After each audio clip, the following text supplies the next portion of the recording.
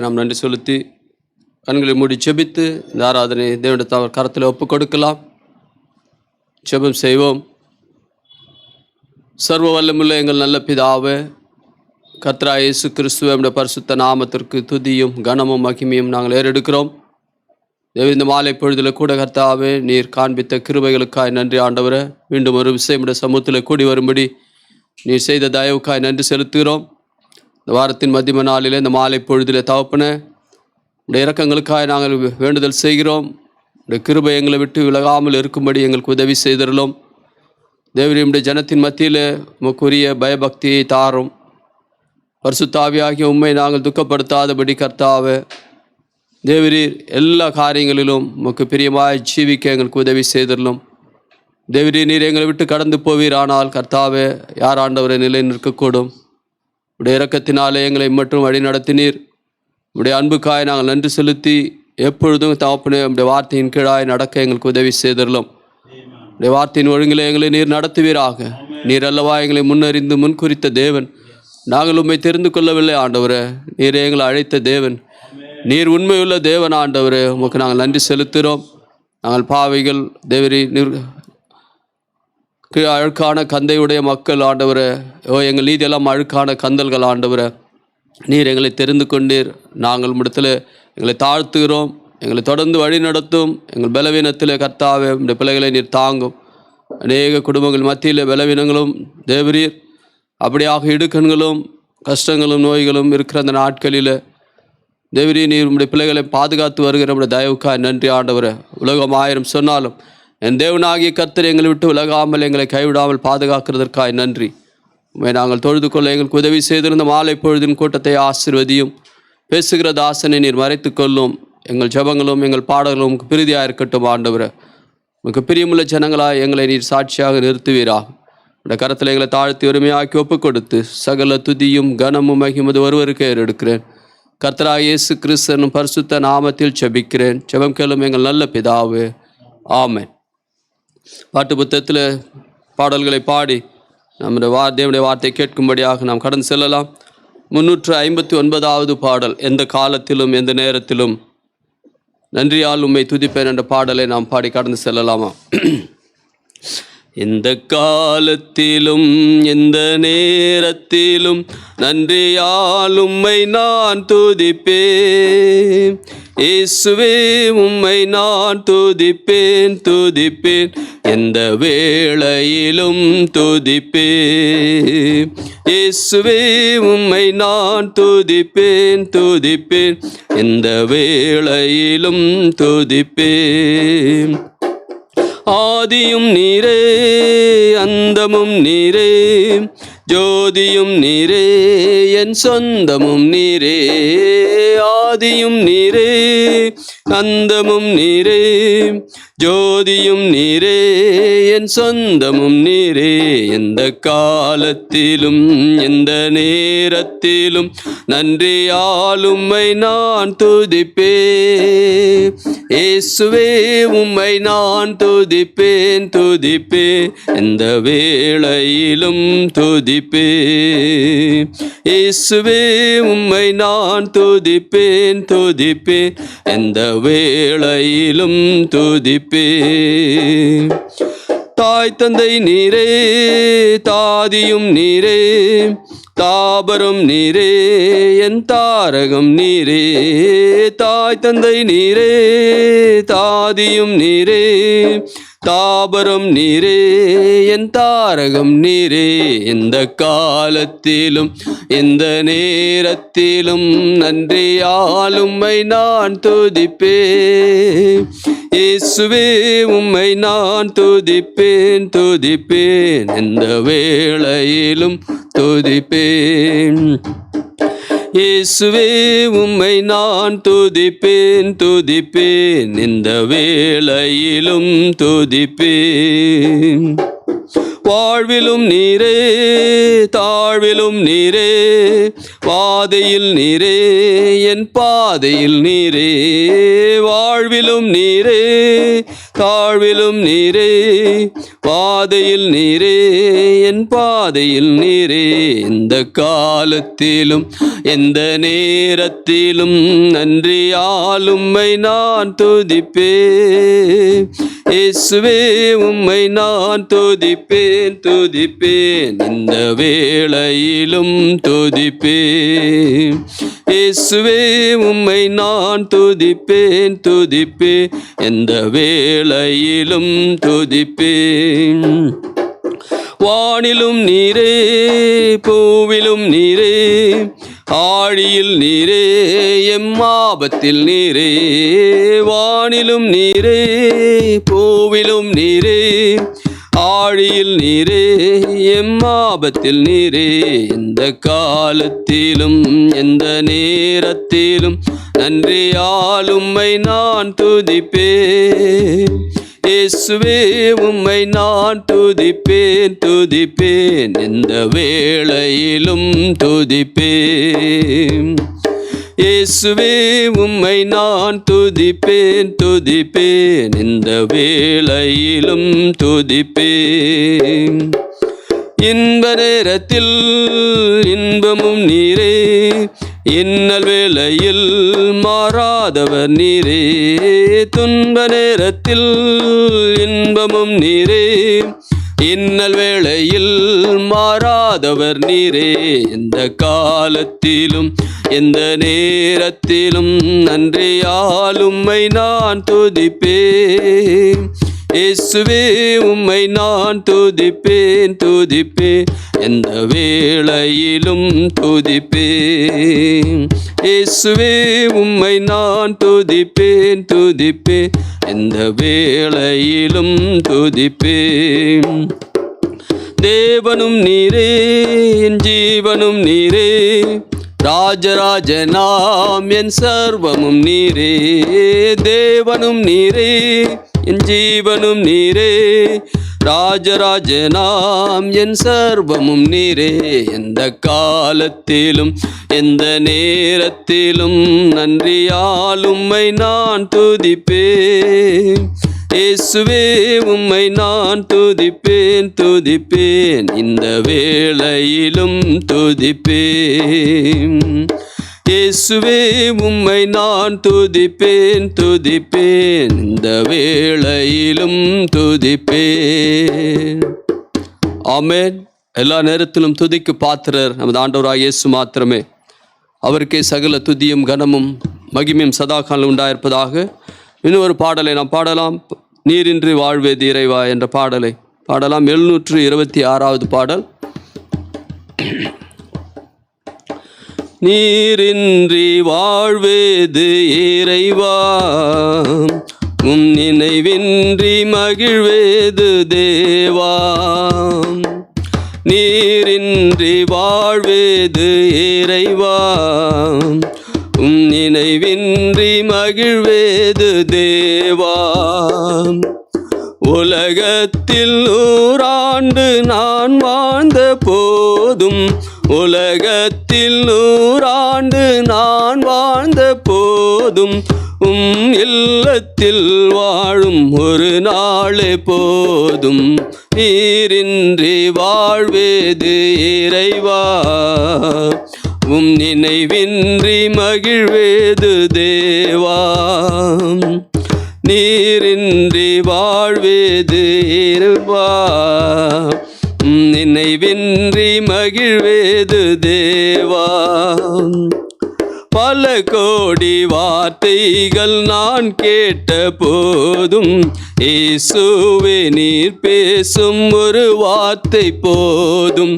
பல கோடி வார்த்தைகள் நான் கேட்ட போதும், இயேசுவே நீர் பேசும் ஒரு வார்த்தை போதும். 1000 ஜீவன் உயிர் வாழவே, 1000 ஜீவன் உயிர் வாழவே, உம் வார்த்தையில் உண்டு அற்புதமே. நீரின்றி வாழ்வேது இயேசையா, உம் நினைவின்றி மகிழ்வேது தேவா. நீரின்றி வாழ்வேது ஏசையா, உன் நினைவின்றி மகிழ்வேது தேவா. கல்லுக்குள் தேரையை வைத்தவர் நீ, அதற்குள்ளும் ஜீவனை தந்தவர் நீ. கல்லுக்குள் ஏரையை வைத்தவர் நீ, அதற்குள்ளும் ஜீவனை தந்தவர் நீ. உமையன்றி அணுவேதும் அசையாதையா, உமையன்றி அணுவேதும் அசையாதையா, உம் துணையின்றி உயிர் வாழ முடியாதையா. நீரின்றி வாழ்வேது ஏசையா, உம் நினைவின்றி மகிழ்வேது தேவா. நீரின்றி வாழ்வேது ஏசையா, உம் நினைவின்றி மகிழ்வேது தேவா. எத்தனை நன்மைகள் செய்தீரையா, அதில் எனக்கென்று நன்றி சொல்லி துதிப்பேனையா. எத்தனை நன்மைகள் செய்தீரையா, அதில் எதற்கென்று நன்றி சொல்லி துதிப்பேனையா. அத்தனையும் சொல்ல வேண்டுமென்றா, அத்தனையும் சொல்ல வேண்டுமென்றா, 1000 ஆண்டுகள் போதாதையா. நீரின்றி வாழ்வேது ஏசையா, உம் நினைவின்றி மகிழ்வேது தேவா. நீரின்றி வாழ்வேது ஏசையா, உம் நினைவின்றி மகிழ்வேது தேவா. ஆமென். மெய்யாகவே அவர் நின்று அணுவும் அசைவதில்லை. அவர் நம்முடைய வாழ்க்கையில் இல்லாமல் நம்மால் எதுவும் செய்யக்கூடாது. மெய்யாகவே அவரே நம்மை வழி நடத்துகிற தேவன். அவரையே நாம் சதா காலங்களில் ஆராதனை செய்வோம். இந்த வேலையிலும் கூட நீங்கள் அநேகருக்காக ஜெபியுங்கள். அநேகர் பலவீனப்பட்டிருக்கிறார். விசேஷமாக ராஜ்மந்திரில் இருக்க பாஸ்டர் அருண்குமார் ஐயாவை நினைவு கூறுங்க. அவருடைய பலவீனத்தில் கர்த்தர் அவரை தாங்கும்படியாக அந்த ஊழியத்தை அவர் தொடர்ந்து நடத்தத்தக்கதாக பலனை கர்த்தர் கொடுக்கும்படியாக அவருக்கு அவருடைய ஊழியங்களுக்காக ஜெபியுங்கள். அநேகர் பலவீனப்பட்டு இருக்கிறார்கள். கர்த்தர் பலத்தை கொடுத்து கொண்டு இருக்கிறார். அப்படியாக இந்த கொரோனாவின் நாட்களில் கூட கொரோனா தொற்று வந்து போனவர்கள் மீண்டும் கூட ஜாக்கிரதையாக இருக்க வேண்டும் என்று இந்த நாளில் செய்தியில் பார்க்கிறோம். அப்படியாக எல்லாருக்காகவும் தேவன் தான் பலத்தை கொடுக்க வேண்டும். சுகத்தை கொடுக்கிறவர் நம்முடைய கர்த்தர். நம்முடைய கர்த்தரை சார்ந்து இருக்கத்தக்கதாக ஒருவருக்காக ஒருவர் நாம் மூக்கமாக ஜெபிக்கலாம். இந்த மாலை பொழுதிலும் தேவனுடைய வார்த்தையை கேட்கும்படியாக நாம் ஜெபசிந்தியோடு தரித்திருக்கலாம். இந்த மாலை பொழுதிலும் நமக்கு தேவனுடைய வார்த்தையை கொண்டு வரும்படியாக நம்ம இடத்தில் சகோதரர் மோசையா வந்திருக்காங்க. அவர்கள் தேவனுடைய வார்த்தையை கொண்டு வரும்படி பட்சமாய் அழைக்கிறேன்.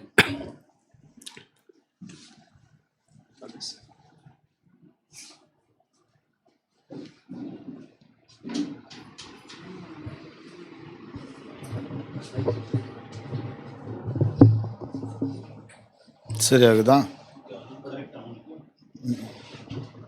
வாய்க்கு நேரம் ஆகுதா? இதெல்லாம் அங்கே கேட்க போகுது. ஹல்லேலூயா. கர்த்தர் பரிசுத்தநாமத்துக்கு மகிமை உண்டாகட்டும். மீட்பர் இரட்சகருமாகிய விலையேறப்பட்ட கர்த்தராகிய இயேசு கிறிஸ்து நாமத்தினால பரிசுத்தவான்களை அனைவரும் கர்த்தராகிய இயேசு நாமத்தில் மீண்டும் ஒரு இப்பொழுது வாழ்த்துகிறேன். கர்த்தர் தாமே உங்களை ஆஸ்வதிப்பாராக. அருமையான பாடலை கேட்டோம். உண்மையாகவே அவரின்றி நமக்கு வாழ்வு இல்லை. உண்மையாக சூப்பர் சிங்கர் நம்ம பிரதர். கரெக்ட் தானே? இங்கே நான்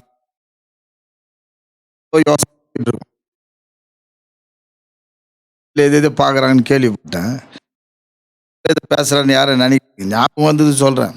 உண்மையான சூப்பர் சிங்கர் பாடினார் பார்த்தீங்களா? அருமையான அந்த பாட்டுக்காக உண்மையாக அந்த உள்ளத்தில் யார் ஒருத்தர் ஜபத்தில் இருந்து தேவனுடைய பிரியமாய் தேவனுக்கு பிரியமாக இருந்து அந்த உருக்கத்தோடு அவங்க தான் சூப்பர் சிங்கர். நம்ம பாபு இருக்கார், அவர் பாடுவார் அருமையாக. அவர் பாடினாலும் அருமையாக இருக்கும். நம்ம சகோதரி இப்போ பாடிக்கொண்டே இருக்கிறார் காலமெல்லாம். அதுவும் அவரும் சூப்பர் சிங்கர். அந்த பாட்டை கேளுங்க. மற்றவங்களாம் பாடுறதுலாம் சூப்பர் சிங்கர் கிடையாது. அது நான் சொல்லக்கூடாது. கர்த்தருக்கு ஸ்தோத்திரம். எப்படி இருக்கணும் கர்த்தர் பிரியமானவர்களே? இந்த வேலையில் கூட நான் உங்கள் மத்தியில் இருப்பேன் என்று நானே நினைக்கவில்லை. கர்த்தர் கொண்டு வந்து நிறுத்தி இருக்கிறார். கர்த்தர் பரிசுத்த மகிமை உண்டாகட்டும். எனக்காக ஜெபித்துக் கொள்ளுங்கள். நான் சாதாரணமான ஒரு எளிமையான ஒரு தாட்ஸ் என்ன தேவனுக்கு அது பேசலாம் என்று திடீரென்று அப்படியாக கடந்து வந்தோம். உங்களை யாவரையும் நான் இயேசு நாமத்தில் மீண்டும் வாழ்த்துகிறேன். அருமையான போதகர் அவர் குடும்பத்தையும் மற்றும் நம்முடைய எல்லா சகோதர சகோதரிகளையும் கர்த்தர் தான் ஆசீர்வதிப்பாராக. தொடர்ந்து நாம் இந்த கடைசி காலத்தில் உண்மையாக கர்த்தர் பிரியமானவரில் பாடின பாட்டு, அருமையான பாட்டில், அந்த பாட்டிலே நிறைய கருத்துகள் உண்டு. நாம் எப்படியோ ஜீவித்து கொண்டு இருக்கிற இந்த உலகத்தில் கொஞ்ச நேரம் தேவனுடைய வார்த்தைக்கிட்ட வரும்போது, சபையில் வரும்பொழுது, தேவனுடைய பிள்ளைகளோடு சேரும்போது மட்டும் உற்சாகமாக இருக்கிறோம். அநேக நேரங்களில் அப்படியாக நாம் சாதாரணமாக அப்படி இருக்கக்கூடாது. நாட்களை பார்க்கும்பொழுது மிகவும் மோசமான நாட்களில் இருக்கிறது. எப்பொழுதெல்லாம் தேவனோடு ஐக்கியப்பட்டு நாம் துதித்து கொண்டு ஜெபித்து கொண்டு தியானித்து அப்போல்லாம் சந்தோஷமாக இருக்குது. அது விடும்பொழுது தான் மிகவும் கஷ்டமாக இருக்கிறது. அது நம்முடைய ஒரே ஒரு குறிக்கோள், உயிருள்ள தேவனை நம் ஜீவிதத்தில் வெளியே கொண்டு வர வேண்டும். நமக்காக கர்த்தர் காரியங்கள் செய்வது ஒரே ஒரு நோக்கம் தான், வேறு ஒரு நோக்கம் இல்லை. அதற்காக நாம் தியானித்து கொண்டு இருக்கிறோம். சற்று நேரம் உங்களை உற்சாகப்படுத்த முடியாது தேவன் அடிமை எடுத்து பயன்படுத்துவாராக. எனக்காக ஜெபித்துக் கொள்ளுங்கள். தேவனுடைய வார்த்தையிலிருந்து வாசிப்போம். மத்தேயு எழுதின புஸ்தகம், சுவிசேஷம், ஒரு நற்செய்தி. இப்போ நான் ஒரு நற்செய்தி சொல்ல போகிறேன்.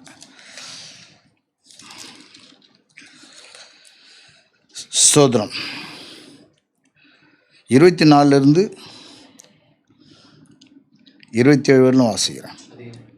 மத்தேயு 16:24.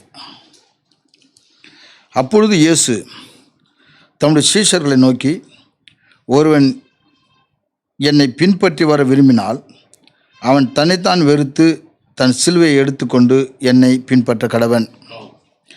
தன் ஜீவனை ரட்சிக்க விரும்புகிறவன் அதை இழந்து போவான். என் நிமித்தமாக தன் ஜீவனை இழந்து போகிறவன் அதை கண்டடைவான். மனுஷன் உலகம் முழுவதையும் ஆதாயப்படுத்தி கொண்டாலும் தன் ஜீவனை நஷ்டப்படுத்தினால் அவனுக்கு லாபம் என்ன? மனுஷன் தன் ஜீவனுக்கு ஈடாக எண்ணத்தை கொடுப்பான். மனுஷகுமாரன் தம்முடைய பிதாவின் மகிமை புரிந்தினவராய் தம்முடைய தூதரோடு கூட வருவார். அப்பொழுது அவனவன் கிரியைகளுக்கு தக்கதாக அவனவனுக்கு பலன் அளிப்பார். இதில் 25வது வசனத்தை மறுபடியும் வாசிக்கிறேன். தன் ஜீவனை ரட்சிக்க விரும்புகிறவன் அதை இழந்து போவான். என் நிமித்தமாக தன் ஜீவனை இழந்து போகிறவன் அதை கண்டடைவான். வாசித்த இந்த வார்த்தை தேவன் தாமே ஆசீர்வதிப்பாராக. கண்களை மூடி செபிக்கலாம். இருக்கிற இடத்துல கருத்து பிரியமான ஜனங்களை தேவ ஜனமே கண்ணை மூடுவோம். இரக்கத்தில் ஐஸ்வரியமுள்ள பரலோக பிதாவே, வானத்திற்கும் பூமிக்கும் சர்வ உண்டான மெய்தேவனாகிய கர்த்தாவே, உடைய பாதத்தை முத்தம் செய்து இந்த வேளையில் நான் துதிக்கிறேன், ஸ்தோத்தரிக்கிறேன். நீரின்றி உண்மையாக வாழ்வில்லை ஆண்டவரே. இவ்வளவு நாள் நாங்கள் வாழ்ந்து கொண்டு இருக்கிறோம் என்றால் கோடாக்கொடி நன்றி, ஸ்தோத்திரம். ஆண்டவரே, உடைய பிள்ளைகளை நீ கண்ணோக்கமாய் பார்த்து கொண்டு இருக்கிறீர், நன்றி செலுத்துகிறோம். மட்டுமாய் வழிநடத்தி கொண்டு வருகிற தேவன், இன்னும் நீர் எங்களை நடத்த முடியாமல் கரத்தில் கொடுக்கிறோம்.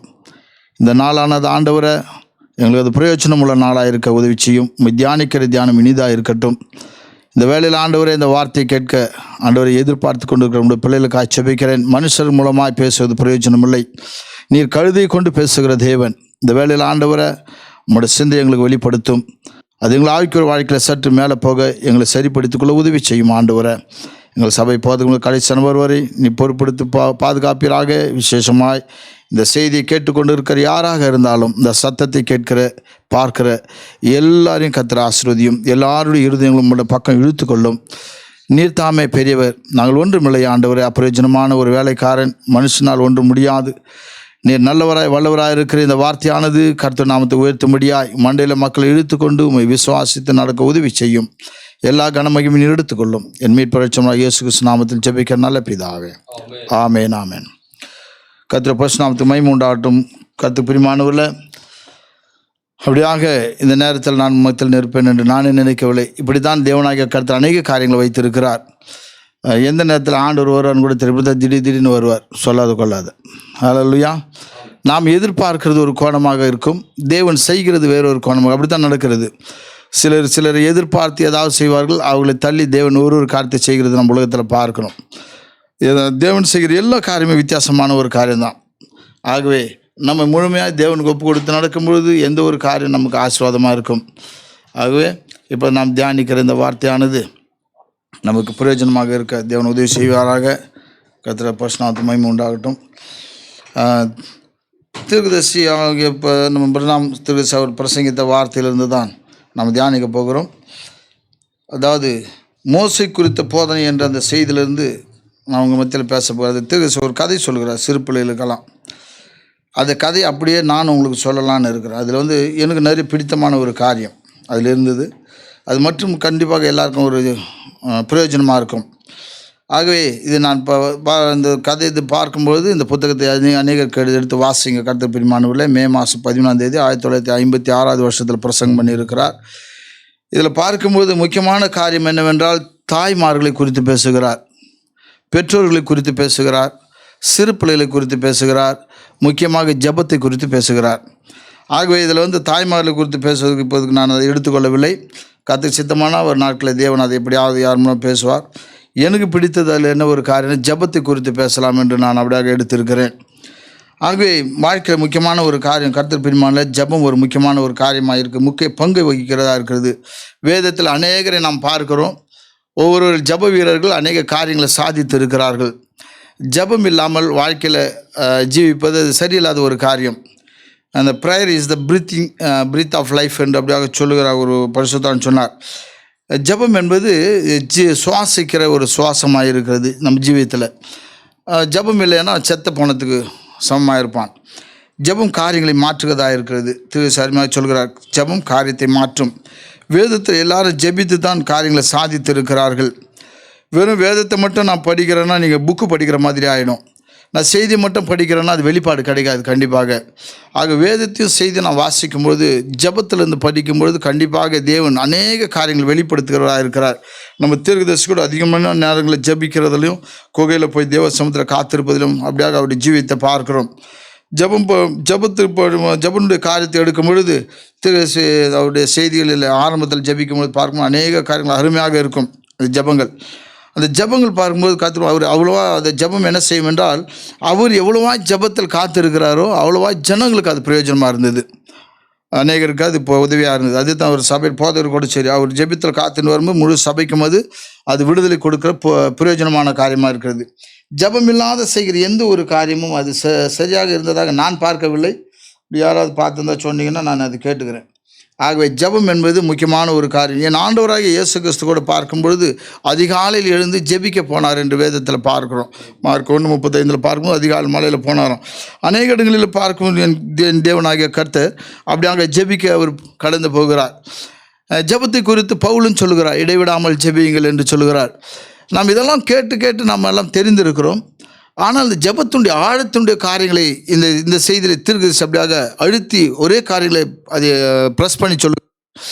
யாக்கோபும் ஜெபித்தார். நம்ம அதே செய்திகளை கேட்டு போராடி ஜெபித்தான். போராடி என்று சொல்லும்பொழுது அது ஆண்டவர்கிட்ட போய் சண்டை அப்படியே தாவீது சொல்லும்போது அநேகர் இடத்தில் ஜெபிக்கும்போது வார்த்தையினால் என்னோடு போராடுகிறார்கள் என்று எழுதுகிறார். அப்படிப்பட்ட ஒரு ஜெபம் அல்ல. ஜெபம் என்பது தேவனிடத்தில் போராடுவதை குறித்து பேசும்பொழுது யாக்கோபை குறித்து சொல்லும்பொழுது சொல்லுகிறார், அவர் கண்ணீரோடு தேவனிடத்தில் பேசினாராம். கண்ணீரோடு தேவனிடத்தில் பேசுகிறது தான் போராடுற காரியம். அப்பேற்பட்ட ஒரு ஜெபத்தை தேவனாய் கர்த்தர் என்று கேட்கிறார். இன்றைக்கி நான் அந்த நாளில் பார்த்ததுக்கும் இன்றைக்கி பார்க்கறதுக்கும் அநேக வித்தியாசங்கள் உண்டு. இன்றைக்கி அநேக பெரிய ஊழியக்காரர்கள் விழுந்து போன காரியங்களும், ஊழியங்கள் உருப்படாத போன காரியங்களும், ஜனங்கள் இன்றைக்கு தவறி போன காரியங்கள் என்னவென்றால் ஜெபக்குறைவு தான், வேறு ஒன்றும் கிடையாது. தீர்க்கதரிசி சொல்லும்போது சொல்லுகிறார், அநேகர் கூப்பிட்டு கேட்கும்போது எவ்வளோங்க சாப்பிடணும், பல மணி நேரம் சாப்பிடணும், எவ்வளோ நேரம் சிரித்தேன், நிறைய நேரம் சிரித்தேன், நல்லா தமாஷா பேசணும்னு சொல்லுவான். ட்ராவல் பண்ண கேட்கும்போது அதிக நேரம் நான் ட்ராவல் பண்ணேன், அப்போ அதிக நேரம் நான் பேசினேன், அதிக நேரம் தூங்கினேன், எல்லாம் அதிக நேரம் எவ்வளோ நேரம் ஜெபம் பண்ணால் அப்போ தான் யோசிப்போம். அது ஒரு காலகட்டத்தில் இருக்கிறோம். ஆகவே ஜெபமானது பெரிய பங்கு வகிக்கிறது. வேதத்தில் ஜெபிக்கிறதுனால தேவன் எவ்வளோ பெரிய காரியத்தை செய்கிறார். அதுதான் இந்த செய்தி மூலமாக நான் பார்த்தேன். நிறைய காரியங்கள் நிறைய இடத்துல சொல்கிறார் அநேக புத்தகங்களில். இதில் குறிப்பாக ஒரு சிறு பகுதி மாத்திரம் நாம் அதை எடுத்து தியானிப்போம். இது குறித்து சொல்லும் பொழுது அருமையாக சொல்லுகிறார், அதாவது தன் ஜீவனை ரட்சிக்க விரும்புகிறவன் அதை இழந்து போவான். அருமையான காரியம். அவர்கள் ஜனங்களை தம்முடைய சிஷ்யர்களையும் தம்மிடத்தில் அழைத்து, ஒருவன் என் பின்னே வர விரும்பினால் அவன் தன்னைத்தான் வெறுத்து தன் சிலுவையை எடுத்துக்கொண்டு என்னை பின்பற்ற கடவன். ஒரு மனுஷன் தன்னைத்தானே வெறுக்காவிட்டால் மற்றவங்களை குறித்து பார்க்கும்போது தன்னை ஒரு மேன்மையாக எண்ணுவான். அதனாலே பாதி வாழ்க்கை அதில் போய்டும் வீணா. எப்பொழுது ஒரு மனுஷன் தன்னை வெறுக்கிறானோ அப்போ தான் பவுல் சொல்ல முடியும், உலகத்தில் எல்லாரும் நல்லவங்க, நான் மட்டும் பாவி. கரெக்டுங்களா? பாவியில் எங்கே எழுதியிருக்கிறார்? 1 தீமோத்தேயுல 1:15 சொல்கிறார், பாவியில் பிரதான பாவி நான் தான். அப்படின்னா என்னென்னா, கடைசியில் ஒரு பாவி இருப்பானால் அதுலேயே நான் முதல் தரேன் நான் தான்ப்பா அப்படின்னு. அப்போ எவ்வளோ தீர்க்கதரிசி எடுக்கும்போது வேதத்தில் நம்ம செய்தியில் பார்க்கும்போது நம்ம தீர்க்கதரிசி மாதிரி ஒரு தாழ்ந்து எல்லா காரில் தாழ்த்த போய் வெறுமையாக்கி தன்னை தாழ்த்தி பேசின ஒரு மனுஷனை பார்க்க முடியாது. ஒரு 4 பேய் ஓட்டினா போதும் நாட்டில், உடனே போஸ்ட் போடுவாங்க. கண்ணை மூடி 4 ஏதாவது தீர்க்கதரிசனட்டு ஏதாவது ஒலட்டா போதும், பெரிய போஸ்ட் வரும். கரெக்டுங்களா? 2 பேய் ஓடினால நம்மளுக்குள்ளவே அப்படியே எங்கப்பா உலகத்தில் பேயெல்லாம் ஓட்டிட்டு மாதிரி அது அப்படியே சுற்றின வந்த மாதிரி அவங்க மேலே தான் நிற்கும். அது வேறு கதை. ஆனால் தீர்க்கதரிசி எவ்வளோ காரியங்களை செய்தாலும் அவர் பேசும்பொழுது சொல்கிறார், அவர் பேசுகிற தன்மை எந்த ஒரு ஊழியக்காரனையோ ஒரு ஸ்தாபனக்காரர்களையோ மற்றவர்களையோ யாரை பற்றி எது பேசினாலும் தன்னை ஒரு பொருட்டாகவே அவர் பேசலை. அந்த செய்தியில் இப்போ வந்து உண்மையில் தீர்க்கதரிசி அதிகமாக நேசிக்கிறதுக்கான இறுதி ஏன் வருதுன்னா, செய்திகள் கொஞ்சம் ஜபத்தோடு படிக்கும் பொழுது அவருடைய குணலட்சணங்கள், தீர்க்கதரிசி அவர் எதை பிரசங்கம் பண்ணாரோ அது அப்படியாக அவர் வாழ்க்கையில் அதை என்ன செய்தார், அப்படியே நடந்து காண்பித்தார். இது அநேகர் சொல்லி கேட்குறோம். அது உண்மையாக ஜபத்தோடு படிக்கும்போது அந்த காரியத்தை பார்க்கலாம். எந்த இடத்துலையாவது தன்னை ஒரு பெரிய ஆளாகவே அவர் காட்டிக்கல. அந்த இடத்துல அவருடைய செய்திகளை பார்க்கும்போது எல்லா இடங்களிலும் அவர் மிகவும் தாழ்மையாக இப்போ நேவில் பற்றி பேசும்போது கூட சரி, அவர் பிரசங்கத்தை குறித்து பேசும்போது ஒரு இடத்துல சொல்கிறார், அவர் பிரசங்கம் வந்து என்னை இவ்வளோவாய் இம்ப்ரெஸ் உற்சாகப்படுத்தினார். அதேமாதிரி ஒரு சகோதரன் பிரசங்கம் பண்ணுவோம், அது குறித்து சொல்கிறார், அவர் பிரசங்கத்துலேருந்து நான் என்ன செய்தேன், நோட்ஸுகள் எடுத்தேன், நான் 20 விதமான மெசேஜ்கள் நான் அதை குறிப்பெடுத்தேன் அப்படின்றார். இந்த காலத்தில் அந்த மாதிரிலாம் சொல்கிற ஆட்கள் நம்ம உலகத்தில் பார்க்க முடியாது. அது எதை குறிக்கிறது என்றால், எவ்வளோ பெரிய தீர்க்கதரிசியாக இருந்தாலும் எவ்வளோ பெரிய மனுஷன் தன் காலரை தட்டிக்கும் நான் ஒரு ஆள் ஒரு பொருட்டுன்னு காண்பிக்கவில்லை. அவர் எப்பவும் பிரசங்கம் பண்ண சொல்ல, நான் 7வது படிச்சிருக்கிறேன், நான் ஒன்றுமே இல்லை, இன்னும் நான் சரியாக ஊழியம் செய்யலை, ஒருத்தர் பிரசங்கம் பண்ண நான் உட்காந்து கேட்குறேன். பாருங்கள், இது தான் ஒரு மனுஷனுடைய ஒரு தன்மை. இப்பேற்பட்ட மனுஷங்களை தான் தேவன் பயன்படுத்துகிறார். அல்லேலூயா. அவருடைய பரிசுத்த நாமத்துக்கு மகிமை உண்டாகட்டும். வேதத்துலையும் அப்படி தான் பார்க்குறோம். நம்முடைய தீர்க்கதரிசி அப்படி தான் இருந்தார். ஆகவே இந்த தீர்க்கதரிசியாக புரிஞ்சுக்கணும், அது கூட ஜபம் வேணும். இல்லைனாக்கா அவர் கள்ள தீர்க்கதரிசின்றவானுங்க. ஏன்னா இவன் நல்ல ஆளுங்க மாதிரி. எப்பவுமே நல்ல ஆள் வந்து மற்றவங்க என்ன பண்ண மாட்டாங்க, கெட்டதாகவே பேச மாட்டாங்க. ஒரு மனுஷன் பரிசுத்த ஆவி பெற்றால் மாத்திரமே இயேசு கிறிஸ்துவே தேவன் என்று சொல்லுவான், இல்லைன்னா சொல்ல முடியாது. அதே மாதிரி ஒரு மனுஷன் பரிசுத்த ஆவி பெற்றால் மாத்திரமே தீர்க்கதரிசி சொல்ல முடியும், இல்லைன்றால் கண்டிப்பாக சொல்ல முடியாது. ஒரு மனுஷன் பரிசுத்த ஆவி பெற்றால் மாத்திரமே ஒரு நேசிக்க முடியும், இல்லைன்னா நேசிக்க முடியாது. பரிசுத்த ஆவி பெறாத மனுஷன் அவன் அப்படியாக மிருகமாக இருக்கான்னு சொல்லுகிறார். ஓகே, இருக்கட்டும். ஆகவே தன் ஜீவனை ரட்சிக்க விரும்புகிறவன் அதை இழந்து போவான், என் நிமித்தமாக தன் ஜீவனை இழந்து போகிறவன் அதை கண்டடைவான். இது குறித்து நம்முடைய தீர்க்கதரிசி என்ன சொல்கிறார் என்றால், இந்த ஜீவனை குறித்து பேசும்பொழுது ஒரு அருமையான ஒரு காரியத்தை சொல்ல, அது வந்து நல்ல அது ஜீவன் என்று சொல்லும் பொழுது அந்த இடத்துல சொல்கிறார், அது ஆத்மாவை குறிக்கிறது என்று. உலகத்திலே மிகவும் விலையேற பெற்றது எதுவென்றால் ஆத்மா மாத்திரமே.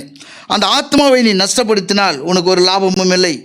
வேதம் அருமையாக சொல்ல, ஒரு மனுஷன் உலகம் முழுவதும் ஆதாயப்படுத்திக் கொண்டாலும் தன் ஜீவனை நஷ்டப்படுத்தினால், அது சொல்லும்போது ஜீவன் என்று சொல்லும்போது அது குறிப்பிடுகிறார், அது சோல். அது இங்கிலீஷ் பைபிளில் சோல் இருக்குன்னு சொல்கிறார். அப்படியாக பார்க்கும்போது தன் ஆத்மாவை நஷ்டப்படுத்தினால் அவனுக்கு லாபம் ஒன்றுமில்லையே. இப்போ ஆத்மா என்ன நஷ்டப்படுகிறது என்றால், அதாவது உலக காரியங்களில் ஈடுபட்டு தன் ஆத்மாவை தேவன் பக்கம் திருப்பாமல் தன் இஷ்டத்துக்கு நடக்கும் பொழுது அந்த ஆத்மா நஷ்டப்படுகிறது. அதுதான் அவிசுவாசம் வந்து அங்கே குடிக்கொள்ளும். வேதம் சொல்கிறது, பாவம் செய்கிற ஆத்மாவே சாகும். ஆகவே மனுஷன் தன் ஜீவனுக்கு ஈடாக எண்ணத்தை கொடுப்பான். தன்னுடைய ஆத்மாவுக்கு ஈடாக இந்த உலகத்தில் எண்ணத்தை கொடுக்க முடியும்? ஒன்றையும் கொடுக்க முடியாது. ஆகவே நீங்கள் அப்படியாக பெற்றுக்கொண்டு இருக்கிற இந்த வெளியேற பெற்ற ஒன்று என்னவென்றால், அது நமக்குள்ளாக இருக்கிற அந்த ஆத்மா மாத்திரமே. ஆகவே நீங்கள் உங்கள் ஆத்மாவை இழக்க செய்வீர்களானால், உங்கள் ஆத்மா என்ன செய்யக்கூடாது, இழக்க விடக்கூடாது. அதுதான் சொல்கிறார் அருமையாக. அப்பொழுது அதை நீங்கள் ரட்சித்துக் கொள்வீர்கள். நீங்கள் உங்கள் ஆத்மாவை இழக்க செய்யலானால் அப்பொழுது அதை ரட்சித்துக் கொள்வீர்கள். உங்கள் ஆத்மாவை இயேசுவிடத்தில் இழக்க வேண்டும், உலகத்தில் கிடையாது. உலகத்தில் நீங்கள் ஆத்மாவை இழந்தால் நஷ்டம் அடைவீர்கள். உங்கள் ஆத்மா இழக்க வேண்டும் என்றால் இயேசுவிடத்தில் போய் உங்கள் ஆத்மா இழக்க வேண்டுமா? ஹல்லேலூயா. அதுக்கு விளக்கத்தை அருமையாக சொல்கிறார். உங்கள் ஆத்மாவை நீங்கள் இழக்க வேண்டும் என்றால் இயேசுவிடத்தில் போயிட்டு என்ன செய்யணுமா, இழக்க வேண்டும். அது வேறு விதமாக சொல்ல வேண்டும் என்றால் நீங்கள் இயேசுவை விசுவாசிக்க வேண்டும். விசுவாசிக்கும் போது நீங்கள் என்ன உங்கள் ஆத்மா தேவனிடத்தில் கொடுக்குறீங்கன்னு அர்த்தம். அப்படி விசுவாசித்தால் அவருடைய சீஷராக இருப்பீர்கள். ஆகவே இந்த இளம் வயதில் இருக்கும் பொழுது இதை சிறு பிள்ளைகளுக்காக பெரியவர்களுக்கு சொல்லுகிறார், உங்கள் வாழ்க்கையை இயேசுவுக்கு அர்ப்பணிக்கும் பொழுது, உங்கள் ஜீவியத்தை இயேசுவுக்கு கொடுக்கும் பொழுது, ஹல்லேலூயா, சும்மா வாயில் நான் இயேசு கொடுத்தேன்னு சொல்கிற காரியம் கிடையாது. கொடுப்பது என்றால் அது எங்கேயோ ஒரு இடத்துல அது பயன்பட வேண்டும். ஹல்லேலூயா. இப்போ நான் ஐயா எனக்கு தண்ணி கொடுத்துட்டார், வாயில் தண்ணி கொடுத்துட்டேன்னு சொன்னார்னா அது பிரயோஜனமா? இப்போ ஐயா தண்ணி கொடுத்துட்டாரு, அது நான் என்ன பண்ணுறேன்? குடிக்கிறேன், பிரயோஜனப்படுத்துகிறேன். ஹல்லேலூயா. அதே போல் இயேசுக்கு ஆத்மாவை கொடுத்துட்டேன்னு சும்மா வாயில் சொல்கிறதில்ல, அது கொடுத்துட்டா அந்த ஆத்மாவை தேவன் பயன்படுத்த வேண்டும். ஹல்லேலூயா. அதுதான் தேவன் அப்படியாக சொல்கிறார். நீங்கள் இயேசுவை விசுவாசித்தால் அவருடைய சீஷராக இருப்பீங்க. ஹல்லேலூயா. ஆகவே என்றென்றுமாய் ஜீவிப்பதற்கென அவர் அதை பாதுகாக்கிறவராக இருக்கிறார். ஹல்லேலூயா. தேவனாகிய கர்த்தர் நீ அவருடைய ஆத்மாவை கொடுத்துட்டா அதை பாதுகாக்கிறவராக இருக்கிறார். ஆகவே நீங்கள் அதை வைத்துக்கொள்ள விரும்பினால், யாருக்குமே கொடுக்காத மண்ணில் பொச்சி வச்சான் பாருங்கள், அந்த மாதிரி உன் ஆத்மாவை நீங்களே வச்சுட்டு இருந்தீங்களா அது ஒரு பிரயோஜனம் இல்லை, நீங்கள் அதை இழந்து போகிறீங்கன்னு அர்த்தம். நீங்களே வச்சுட்டு இருந்தால் அந்த ஆத்மா பாதுகாப்பு கிடையாது, அது இழக்கப்பட்டு இருக்கும். ஆகவே நீங்கள் அதை இழந்து விடுவாய். அதுதான் அழுத்தமாக சொல்லுகிறார். நீங்கள் அந்த ஆத்மா இடத்தில் வைத்து நீங்கள் விரும்பியதை செய்யும்போது, நீங்கள் வெளியே போகும்போது நீங்கள் என்னெல்லாம் செய்கிறீர்களோ அப்போது அதை இழக்கும்படியாக செய்கிறீர்கள். ஆகவே உங்கள் வாழ்க்கையை இயேசுவிற்கு அளிக்க விரும்புவீர்களானால், ஹல்லேலூயா, அதை நீங்கள் நித்தியத்திற்கென்று என்றென்றுக்குமாக காத்துக்கொள்வீர்கள். தன்னுடைய இருதயத்தை அருமையாக சொல்கிறார். அது நீதிமொழி சொல்வது, அவர் என்ன சொல்ற, இருதயத்தை என் மகனே என் மகளே உன்னுடைய எந்த இடத்துலையும் ஆண்டவர் என் மகனே மகளே உன் முடியை எடுத்துன்னு வந்து என்ன பண்ண, கோயிலில் மொட்டை அடிச்சிரு. ஆண்டவர் யாரையுமே மொட்டை அடிக்கிறவர் கிடையாது. கரெக்டுங்களா? மனுஷன் தான் முடிஞ்ச ஆண்டவரே மொட்டை அடிக்கலாம் ட்ரை பண்ணுறான். தேவன் யார், அது என் ஆண்டவர் என் தலைவர் யாரையும் மொட்டை அடிச்சவரே கிடையாது. மொட்டை அடித்து கைவிடப்பட்டவனை தூக்கி நிறுத்துறது தான் தேவன். ஹல்லேலூயா. ஆகவே தேவன் எனக்கு முடி கொண்டாந்து மொட்டை அடிப்பா, தங்கத்தில் கை கால் செஞ்சு எடுத்துன்னு வந்து வை, எனக்கு அதை வை. ஏன்னா தேவனுக்கு தங்கத்தில் கை கால் செஞ்ச வைன்னு அவர் கேட்கல, எங்கேயுமே வேதத்தில் சொல்லப்படவில்லை. ஹல்லேலூயா. என்ன இந்த இடத்துல வாசித்தோம், அப்படியாக ஒருவன் என்னை பின்பற்ற விரும்பினால் அவன் தன்னைத்தான் வெறுத்து தன் சிலுவை எடுத்துக்கொண்டு வர வேண்டும் அப்படின்னு சொல்ல. சிலுவைனாக்கா கட்டையில் செஞ்சு எடுத்துன்னு வர சொல்ல, பெரிய நல்ல தேக்கு மரத்துலையோ வேறு ஏதாவது பெரிய சிலுவை எடுத்து கழுத்தில் போட்டுக்கல தோளில் சுமந்துன்னு அதை பற்றி பேசவில்லை. அங்கே இதுதான் தவறாக புரிந்து கொண்டார்கள் நம்முடைய ஆர்சி சகோதரர்கள். அப்படியே அந்த மாதிரி ஒரு அர்த்தத்தில் கிடையவே கிடையாது அது. ஆகவே நாம் தேவனாகிய கர்த்தருக்கு நம்மை அப்படியாக வாழ்க்கையை அர்ப்பணிக்கும் பொழுது அதை தேவனாகிய கர்த்தர் நித்தியத்திற்கென்று என்றென்றுக்குமாக கிறிஸ்துக்களாக நாம் காத்துக்கொள்வோம். அதுதான் முக்கியம். அதை காத்துக்கொள்ளணும் தான் ஃபஸ்ட்டு நீங்கள் அந்த ஆத்மாவை இருதயத்தை தேவனுக்கு கொடுக்கும்போது தான் அதற்குள்ளாக தேவன் கிரியை செய்கிறார். ஹல்லேலூயா. அதாவது என் மகனே என் மகளே உன்னுடைய இருதயத்தை எனக்கு தா என்று சொல்கிறார். உன்னுடைய இருதயத்தை எனக்கு தான் ஆண்டவர் இருதயம் இல்லாத கேட்டார். நிறைய பேர் சொல்லுவாங்க என்கிட்ட, நான் சொல்லும்போது கேட்டால் சொல்கிறேன், இந்தாங்க உங்கள் சபையில் வந்தால் பிரெயின் வாஷ் பண்ணுறாங்க. நான் சொன்னேன், நானும் பிரெயின் வாஷ் பண்ண மாட்டேன், எங்கள் சார் யாரும் பண்ண மாட்டாங்க. நாங்கள்லாம் மூளை கழுவுறது ஈரல் கழுவுற வேலையை நாங்கள் கறிக்கடை பயா நம்ப அதெல்லாம் கிடையவே கிடையாது. நீ ஆண்டுகிட்ட வா, தேவன் உன்னுடைய இருதயத்தை கழுவுவார். ஹல்லேலூயா. எப்படி கழுவுவார்? அவருடைய ரத்தத்தினால கழுவுகிறார். ஏன் கழுவுறார்? அந்த இருதயத்தை குறித்து பேசினா செய்தி வேறு மாதிரி போயிடும். நான் முக்கியமான டாப்பிக்கில் வந்திருக்கேன், சொல்ல முடியாது. ஏனென்றால் அந்த இருதயத்தில் என்ன இருக்கிறது வேதம் சொல்கிறது என்றால், அந்த இருதயத்தில் பொல்லாத சிந்தனைகள் இருக்கிறது, அந்த இருதயத்தில் கொலைப்பாதங்கள் இருக்கிறது, விபச்சாரங்கள் இருக்கிறது, வேசித்தனங்கள் இருக்கிறது, துட்டு புதி இருக்கிறது, பொய் சாட்சிகள் இருக்கிறது, தூஷிக்கிற காரியம், புறமான காரியம், கேவலமாக என்னென்ன வேதத்தில் வேண்டாம் என்று சொன்னால் எல்லாம் அந்த இருதயத்தில் இருக்குது. இந்த இருதயத்தில் இருக்கிறத எந்த கில்லடியாலும் எடுத்து போடவே முடியாது இந்த உலகத்தில். அதை எடுக்க ஒருத்தர் இருக்கிறார், அவர் தான் கர்த்தராகிய இயேசு கிறிஸ்து. அதுக்கு தான் தேவனிடத்தில் வாங்கன்னு சொல்கிறது. தேவனிடத்தில் வந்தால் வாங்க, உங்களுக்கு ஒரு பெரிய பாம்பே பில்டிங் ஒரு 50 அடுக்கு கொடுப்பார், அதெல்லாம் சொல்லி கூப்பிடலாம் ஆண்டவர். ஹல்லேலூயா. வருத்தப்பட்டு பாரம் சுமக்கிறவர்களே, வருத்தப்பட்டு எதுக்கு பாரம் வந்ததுன்னா இவ்வளவும் இருதயத்தில் இருக்குது. இருதயத்தில் இது இருந்தால் இருதயம் பாரமாக தான் இருக்கும். இருதயத்தில் இவ்வளோ காரியங்கள் இருக்கும்போது இருதயம் பாரமாக இருக்கிறது. என்ன செய்வது என்று தெரியும் பாருங்கள். இப்போ ஒரு நியூஸில் ஒன்று பார்த்தேன், அது கண்டிப்பாக சொல்லலாம், 4 பேர் பிரயோஜனமாக இருக்கும். இப்போ ஆட்டோமேட்டிக்காக செல்லு நீங்கள் தட்டினே இருந்தால் ரம்மி விளையாடு அவனே சொல்லினுக்கிறான். எனக்கு அது மாதிரி நிறைய மெசேஜ் வந்து திடீர்னு ஒரு பேய் சொல்கிறான், உங்களுக்கு பாருங்கள் உங்களுக்கு அட்வான்ஸாக ஒரு 10,000 இருக்குது, அதில் அவன் 20,000 இது ஆயிடுச்சு, 25,000 கொடுத்துருவான் போனஸு. பேய் பார்த்தீங்களா? அது பாவத்தின் சம்பளம் மரணம், போனஸு பாதாளம் நரகம் தான். ஹல்லேலூயா. அந்த பேய் பாருங்கள் பணத்தை காட்டுறான், உனக்கு என்ன கொடுக்குறான்? போனஸ் கொடுக்குறான்றான். என்ன டென்ஷன் வரும் தெரியுங்களா? கடைசியில் அது இது நான் இப்போ பாண்டிச்சேரியில் நடந்த சம்பவம். ஒருத்தன் பாருங்கள், பயங்கர பிஸ்னஸ்மேன், கிட்டத்தட்ட 50 லட்சத்துக்கு மேலே. அவனை அறியாத 3 நாள் காடுகள் மாட்டி விளையாடி அதுக்கு தான் செல்ல தொடாதுன்னு எல்லாரும் நம்ம நீ ஸ்தாபனமும் பிரசங்கம் பண்ண ஆகிட்டாங்க. நம்ம பாசம் தலையிலேயே அடிச்சுக்கிற. அவர் எப்படி சொல்கிறதுன்னு தெரியல, பாவம். அவர் படுற வேதனை அவருக்கு தான் தெரியும். ஆனால் அதுக்கெல்லாம் கேட்டு செவி சாய்க்கலாம், கணக்கு கொடுக்கணும். கர்த்தர் பிரியமானவர்களே, செல்லுங்கிட்ட வந்துட்டா ஜபம் வராது, பைல் படிக்க வராது, செய்தி வராது, ஒன்றும் வராது. இன்னைக்கு பிசாசு போய்கிட்ட பெரிய தடைக்கல் அதுதான். அதனால தான் அதை ஒதுக்கி வைக்க முடியாத சொல்லுகிறார். ஆகவே அவன் பாருங்க, அதில் இழுத்துட்டு போயிட்டு என்ன பண்ணுறான்? உலகத்தான் கூட இருக்கட்டும், அநியாயமாக மனைவி எழுதி வச்சு சொல்லிட்டு மரித்து போனான். ஒரு காட்டில் போயிட்டு அப்படியே பெட்ரோல் ஊற்றி கொளுத்தின்னு மரித்து போனான். அந்த ஆத்மா வீணாக போச்சு பாருங்கள். ஆகவே இதிலிருந்து தப்பித்துக்கு ஒரு கால் அந்த சகோதரனை யாராவது ஒரு தேவனுடைய மனுஷன் பார்த்து அவன் தப்பிச்சிருப்பான். அவனுக்குள்ளே இருக்கிற அந்த பிசாசு ஓட்டுறது ஒரு பெரிய காரியம் ஒன்றும் கிடையாது. செல்லு பேய் ஓட்டுறது பெரிய காரியம் ஒன்றும் கிடையாது. எத்தனை பேர் அந்த மாதிரி கர்த்தர் காப்பாற்றிருக்கிறார் நம்ம சந்திக்கும் பொழுது. ஆனால் அவனை போய் சந்திக்க ஆள் இல்லை, இருக்கட்டும். ஆகவே இதுக்கெல்லாம் ஒரு முக்கியமான காரியத்தை சொல்வதற்காக தான் இந்த செய்தி வந்திருக்கிறது. இந்த செய்தியில் அப்படி ஒளியுறுத்தி பேசுகிறார் தீர்க்கதரிசி. அப்படியாக அம்ராம் என்ன செய்தார் அதுதான் இப்போ நம்ம பார்க்க போகிறோம். அம்ராம் செய்த காரியமானது பெரிய ஒரு அசைவை உண்டாக்கிடுச்சு. அம்ராம் செய்த ஒரு காரியமானது ஒரு பெரிய ரட்சிப்பை கொண்டு வந்தது. அம்ராம் பார்த்தீங்கன்னா பைபிளை மறைச்சு தீர்க்கதரிசி சொல்கிறார். அவர் வாசிக்கும், நான் இதை பார்க்கிறேன் அப்படின்னு சொல்கிறார். சும்மா தமாசுக்கு சொல்லாது, அவர் பார்த்ததுனால சொல்கிறார். அது ஹல்லேலூயா. அப்போ ஒரு உயிரோட்டமான ஒரு செய்தியை நாம் பெற்றுக்கொண்டு இருக்கிறோம். அந்த செய்தியில் அவர் என்னென்ன சொல்கிறார் நாம் இப்படியாக நாம் தியானிக்க போகிறோம். கர்த்தர் பிரியமானவர்களே, சரி இருக்கட்டும். ஆகவே இந்த இருதயத்தில் பொல்லாத கிரியைகள் இருக்கிறது, களவுகள். இது எவ்வளோ வாசித்தாலும் இது இன்னும் உள்ளது போல. இது போன ஒரே வழி, கர்த்தராகிய இயேசு கிறிஸ்துவிட்ட உன் இருதயத்தை கொடு.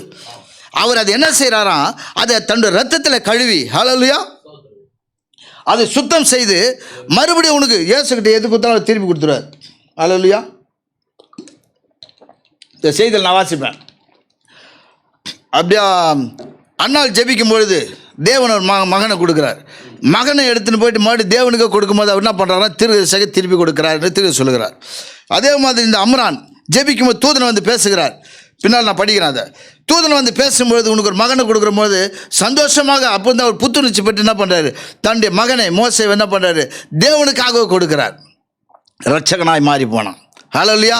அவன் அந்த காலத்து தேவன் சொல்கிறார். பின்னால் அது போடுவோம். அதே மாதிரி தேவனுக்காக நீ உன் இருதயத்தை கொடுக்கும்பொழுது தேவனாகிய கர்த்தர் அது உள்ளே இருக்கிறது எல்லாத்தையும் எடுக்கிறார். உன்னாலே என்னால் எடுக்க முடியாது. நம்மளால எடுக்க முடியாது, நான் பெரிய ஆள் ஆகிட்டுருப்போம் இல்லையா? நம்ம இருந்தால் நம்ம ஏன் கவுந்து வச்சு தலைகாணிகளை பார்த்து மனசு கஷ்டப்பட போகிறோம்? ஐயோ என்ன பண்ணுறது தெரியலையே, வேதனையாக இருக்குது, யார் நம்மளை காப்பாற்றவங்க, ஒரு துக்கமாக இருக்குது, எனக்கு யாருமே இல்லையே, எனக்கு யாரும் உதவி செய்ய மாட்டாங்களா, யாரும் வந்து கண்டுக்க மாட்டாங்களே, யாரும் என்னை கூப்பிட மாட்டாங்களே, யாரும் எனக்கு ஆறுதல் சொல்ல ஆள் இல்லை, அப்படி சொல்லவே மாட்டோம். ஏன் அது சொல்கிறதுக்கு காரணம் என்னென்னா உள்ளே இவ்வளோ சரக்கு இருக்கிறது.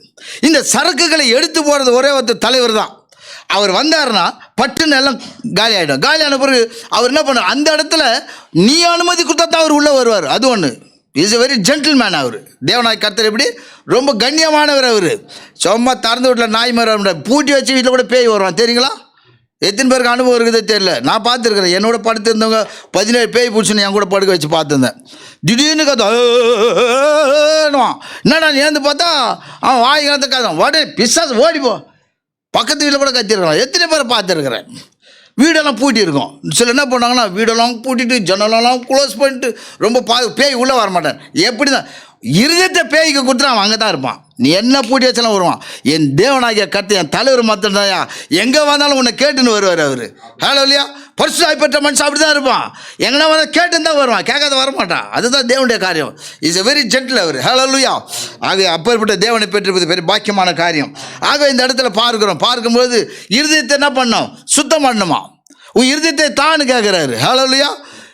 மகா திருக்குள்ளது கேடுள்ளமான இருதயம் அது. நல்ல இருதயத்தை கேட்குறாரு. அப்பேற்பட்ட இருதயத்தை தேவனத்தில் கொடுக்கும்போது தேவன் என்ன பண்ணுறாரு? அவருடைய ரத்தத்தில் கழுவி அதை பரிசுத்தப்படுத்தி மறுபடியும் அதை உங்கள்கிட்ட கொடுத்துட்டு நான் உள்ளே வரேன்னு தட்டுறாரு. ஹல்லேலூயா. நீ இடம் கொடுக்கும் பொழுது உள்ளே வர, நீ இடம் கொடுக்கல போன பொல்லாத 7 பேர் கூப்பிட்டு வரோம். உள்ளே ஜாக்கிரதையாக இருக்கணும். ஹல்லேலூயா. ஆனால் அந்த இருதயத்தில் ஏதாவது ஒன்று இருக்கணும். கர்த்தர் பிரியமானவர்களே, ஒன்று தேவன் இருக்கணும், இல்லை பிசாசு இருக்கணும். நீ பிசாசை விட்டுட்டு போயிருக்கான், தேவனை போவாதாலும் பார்த்துக்கணும். அப்போ என்ன செய்யணும்? அதுக்கு ஜபமும் தேவை. தேவனை அழைக்கணும். ஆண்டவர் நீ வாங்க வருந்தி கூப்பிடணும். கண்டிப்பாக தேவன் வருவார். ஆகவே தேவன் அப்பேற்பட்ட ஒரு காரியத்தை செய்கிறார். ஹல்லேலூயா. ஆகவே அந்த ஆத்மாவில் தேவனாகிய கர்த்தர் வாசம் செய்யும்படியாக நாம் கர்த்தருக்கு இடம் கொடுப்போம். ஆக இதெல்லாம் நீங்கள் ஞாபகத்தை வச்சுங்க கர்த்தருக்கு பிரியமானவர்களே. இந்த சிறிய ஆத்மாவில் தான் இது உலகத்திலே மிகவும் வெளியேறப்பட்டதாக இருக்குது என்று திரு சொல்கிறார். இந்த சின்ன ஆத்மா இருக்குது, உலகத்திலே மிகவும் வெளியேறப்பட்டது எதுனா ஆத்மா மாத்திரமே. அதை நீங்கள் ஞாபகத்தில் வைத்துக் கொள்ளுங்க என்று சொல்கிறார். அந்த இருதயத்தை நீங்கள் இயேசுக்கு கொடுப்பீர்களானால் அப்பொழுது ரட்சிக்கப்படுவீர்கள், ரட்சிப்பை பெற்றுக்கொள்வீர்கள். ஹல்லேலூயா. இதெல்லாம் சொல்லிட்டு சொல்ல நான் சில முக்கியமான காரியத்தை மட்டும் வச்சுட்டு போகிறேன். அந்த சிறு பிள்ளைகளெல்லாம் கூப்பிடுறாரு ஒரு சபையில், எல்லாரும் வாங்க முன்னாடி வாங்க, ஒரு கூட்டுவாங்க டீக்கன்கிட்ட எல்லாம் சொல்கிறார். ஹல்லேலூயா. சொல்லி சிறு பிள்ளை எடுத்து பேசணும், தாய்மாரிடத்தில் பேசணும் சொல்லி கூப்பிட்டு அவங்களுக்கு சொல்கிறார், நான் உங்களுக்கு ஒரு உண்மையான ஒரு கதையை சொல்ல போகிறேன்னு சொல்கிறார். இப்போ நானும் அந்த கதையை தான் சொல்ல போகிறேன், அதுக்கு கதை சொல்கிறேன்னு தூங்கிடாதீங்க. ஹல்லேலூயா. இப்போ என்ன ஆயிடுச்சுன்னா, ஆரம்பத்தில் நம்மள செய்தி பார்க்கும்போது சொல்லிடலாம், ஞாபகம் வந்துன்னா சொல்லிடுறேன். ஆரம்பத்தில் செய்தி பார்க்கும்போது வேகமாக ஓடியாந்து நம்ம என்ன பண்ணோம், அது என்ன ஜூம் ஆப் ஓப்பன் பண்ணுறது, லைவ் ஸ்ட்ரீம் ரொம்ப நல்லா பார்க்கும். நாளானவொடனே பசங்க ஆன்லைனில் படிக்கிற மாதிரி ஆகிப்போச்சு. இப்போ பசங்க ஆன்லைனில் என்ன படிக்கிறாங்கன்னா, ஆஃப் பண்ணிவிட்டு ஆடியோவில் வச்சுட்டு வீடியோ ஆஃப் பண்ணிட்டு போயிடுறாங்க. சிலர் என்ன பண்ணுவாங்க, எல்லாத்தையும் போட்டு அப்போ தான் அது பாருங்கள், தான் சொந்த வேலை நம்ம பேய் பண்ணுற வேலை, இதெல்லாம் சொந்த வேலை செய்யணுன்னா சீரியஸாக உட்காந்து செய்வோம். அந்த ஜப நேரம் வரும்போது அது எங்கேருந்து தான் பேய் வருவானோ தெரில, எல்லோரும் உட்காரெல்லாம் எழுப்பி விட்டுறான். ஒன்று 12 மணியெல்லாம் தூங்குனி, இல்லை 9 10 மணிக்கு எழுந்துக்கோ, இல்லை ஆன் பண்ணிவிட்டு ஒலாத்தினே அப்படியோ. ஒலாத்துறது யார்? யோபுக்கிட்ட சொல்கிறானா, நாங்கள் எங்கே சுற்றி உலாவி ஒலாத்திட்டு வரேன், அவன் வந்துடுறான் வீட்டு உள்ள ஒலாத்துறதுக்கு, கிளப்பி விட்டுறானா. அப்புறம் இப்படி தான் ஒரு தம்பி மாட்டிக்கினான். எப்படி ஆன்லைனில் கிளாஸ் நடக்குது, எப்போவுமே கிளாஸ் அட்டன் பண்ணாது, திடீர்னு அட்டன் பண்ணிட்டான். அட்டன் பண்ணிட்ட உடனே பார்த்தா அதில் ஒரு 9 பேர் என்ன பண்ணுங்கிறவங்களாம் கூப்பிட்டா எல்லாம் ஆன் பண்ணிட்டு ஆளை காணும். இவனுக்கு டவுட்டு வந்துட்டு என்ன செஞ்சான், ஆன்லைன் கிளாஸில் அவங்க மிஸ்ஸுக்கிட்ட கேட்கும்போது, மேடம் என்ன நடத்துக்கு புரியலன்னா அந்த மாதிரி கோவம் வந்துச்சு. இவ்வளோ நேரம் நான் என்ன கவனிக்க இரு அவங்களுக்கு கேட்குறாங்க கூட, இவன் ஒருத்தர் தான் அட்டன் பண்ணுறான், ஒருத்தர் காணும் ஆன்ல எல்லாத்தையும் அந்த அம்மா ஆஃப் பண்ணிவிட்டு எங்கே போயிட்டாங்களா, ஒருத்தர் ஃபோனில் கூப்பிட்டு திட்டுறாங்களாம். பார்த்தீங்களா, இன்றைக்கி ஆன்லைனில் மெசேஜ் கூட அப்படி தான் போயின்னுக்குது. அதனால் அப்படி யாராவது இருந்தால் தயவுசெய்து, நம்ம தேவன் கொடுத்த ஒரு வரப்பிரசாதம், லைவ் ஸ்ட்ரீம் யாருக்கும் கிடைக்காத ஒரு பெரிய பொக்கிஷன் தான் சொல்லுவேன் நான். இது ஆரம்பத்தில் நான் பாஸ்கிட்ட கேட்டுக்கிறேன், இந்த மாதிரிலாம் செய்யணும் போது வெளிநாட்டில் கேட்குறாங்க பார்க்கலான்னு. அதுக்காக அவர் எடுத்த முயற்சியில் கொஞ்சம் நெஞ்சம் கிடையாது. ஹல்லேலூயா. யாருக்காக? அவர் நடிச்சிருந்தா எப்படி வேணாலும் ஜீவிச்சுட்டு இருக்கலாம். ஆத்மாவுக்காக, ஒரு ஆத்மாவுக்கு அவ்வளோ முக்கியத்துவம் கொடுப்பார் அவர். ஜெபிக்கிறவங்களுக்கு ஆத்மா முக்கியத்துவம் கொடுக்குற ஒரு அருமையான ஒரு போதகர் அவர். இதை நம்ம என்ன செய்யக்கூடாது, அலட்சியமாக செய்யக்கூடாது. உட்கார்ந்து அப்படியாக எந்த வார்த்தை, எதனாவது ஒரு வார்த்தை நம்மளுக்கு பிரயோஜனமாக இருக்கும், ஏதாவது ஒரு வார்த்தை நம்ம சுகத்தை கொடுக்கும், ஏதாவது ஒரு வார்த்தை நம்ம ஆத்மாவை ரட்சிக்கும், ஏதாவது ஒரு வார்த்தை வீட்டுக்குள்ள பேயை வெளியே விரட்டும். அது வார்த்தையில் வல்லமை உள்ளது. ஹல்லேலூயா. ஆகவே கர்த்தருக்கு பிரியமானவர்களே, நாம் அப்படியாக அமர்ந்து கேட்போம். கர்த்தர் உங்களை ஆசீர்வதிப்பாராக. கர்த்தர் பரிசுத்தத்துக்கு மகிமை உண்டாகட்டும். இதெல்லாம் சொல்கிறேன், என்ன தப்பாக நினைக்காதுங்க, தவறாக தான் என்னை மன்னிச்சுங்க. கர்த்தருக்கு ஸ்தோத்திரம். ஆகவே இப்படியாக இங்கே ஒரு கதையை அவர் சொல்லுகிறார். சொல்லும்போது வாழ் வந்த சிறுப்பிள்ளை எல்லாரும் வாங்க உட்கார்ந்து கேளுங்க அப்படின்னு சொல்கிறார். அப்படி கேட்கும்போது இந்த வீட்டில் அவராக இந்த அம்ராம் என்ற ஒரு சகோதரன் மிகவும் ஒரு ஜெபிக்கிற ஒரு சகோதரன், அவ்வளோ பெரிய கூட்டத்தில் ஒரு பாரத்தோடு இருக்கிற ஒரு பாரப்பட்ட ஒரு சகோதரன். நீங்கள் ஜபத்துக்கு பாரத்தோடு ஜெபிக்கிற ஒரு ஆட்களை தேடுவது மகா கடினம். கர்த்தர் பிரியமான ஜனமே, பாரத்தோடு ஜெபிக்கிற ஜனங்கள் இல்லை. இன்றைக்கி ஜபம் எப்படி போய் கொண்டு இருக்கிறதுனா, என் தேவைக்கு நான் ஜெபிக்க வேண்டும், அப்படி தான் இருக்கிறாங்க எல்லாம். பாரத்தோடு ஜெபிக்கிற ஊழியக்காரர்கள் இல்லை, பாரத்தோடு ஜெபிக்கிற ஒரு காலத்தில் இருந்து இப்போ சுத்தமாக இல்லை. இப்போ ஜபம் எப்படி வந்து கண்ணு தோத்தோன்னு ஏந்து ஓடுற காரணமாகுது. ஒரு 2 நிமிஷம் 5 நிமிஷம் ஜபமான பெரிய மேட்ரு. இன்றைக்கி ஜெபிக்கும் போது எப்படி போய் ஜெபிக்கிறோம், நல்லா இன்றைக்கி இந்த அந்த காலத்தில் மிஷினரிலாம் வரும்போது பார்த்தீங்கன்னா காடு மேடுகள்லாம் முழங்கால் போட்டு ஜெபித்து முழங்காலில் ரத்தம் வந்ததெல்லாம் சாட்சி கேட்டு இருக்கிறேன். இன்றைக்கி ஜெபிக்க என்ன பண்ணுறோம், அழகாக மெத்தையாக போட்டுட்டு முழங்கால் போட்டு அது நேராக நிற்க முடியாது. நம்ம முன்னால் ஒரு 2 தலகாணியை போட்டு கவுந்துக்கின்னு, ஒரு சிலர் காலை பின்னால் தூக்கின்னு ஆட்டின்னு அவரு என்ன விதவிதமான ஜபங்கள். அதனால தான் வாழ்க்கையில் ஒன்றுமே சரிப்படுவதில்லை.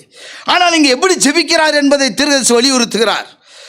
அந்த அம்ராமை குறித்து பேசும்பொழுது, அவன் மெத்த மேலே போகும்பொழுதெல்லாம் அவன் எப்பொழுதும் இருந்தாலும் முழங்கால் படிட்டு தன் கரங்களை மேலாக உயர்த்தி அப்படி ஜெபித்து கொண்டு இருக்கிறான். ஹல்லேலூயா. முழங்காலுக்கு பயங்கர பவர் ஜாஸ்தி.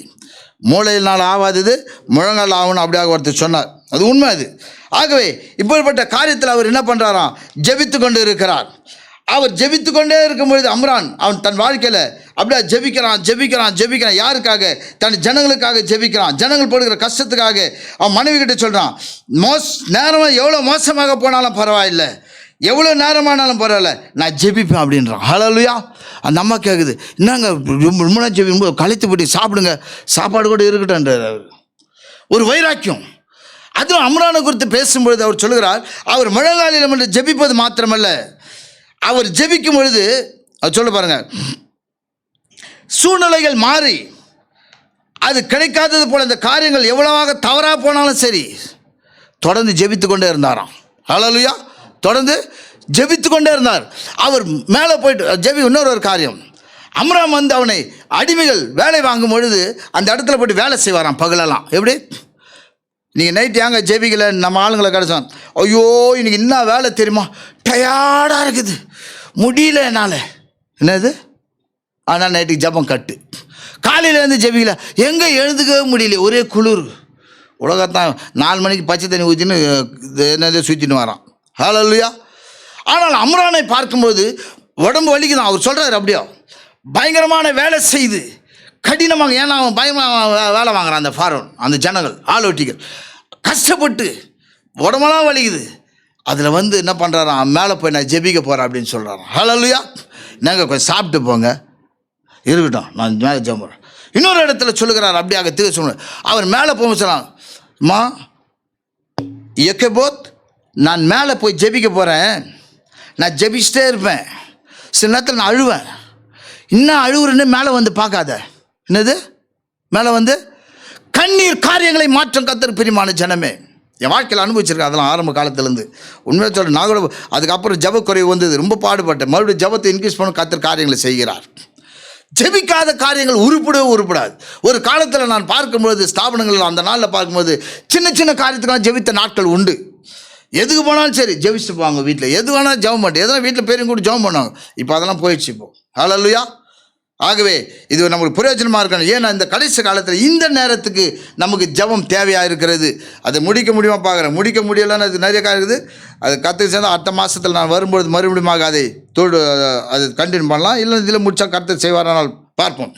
ஆகவே அவர் சொல்கிறார், நான் ஜெபிக்கிறேன் ஜெபித்து கொண்டே இருக்கிறேன். அவர் மனைவி கிட்ட சொல்கிறார், தேவன் எனக்கு செவி கொடுப்பதே என்பது போல காணப்படுகிறது. என்ன சொல்கிறாரு?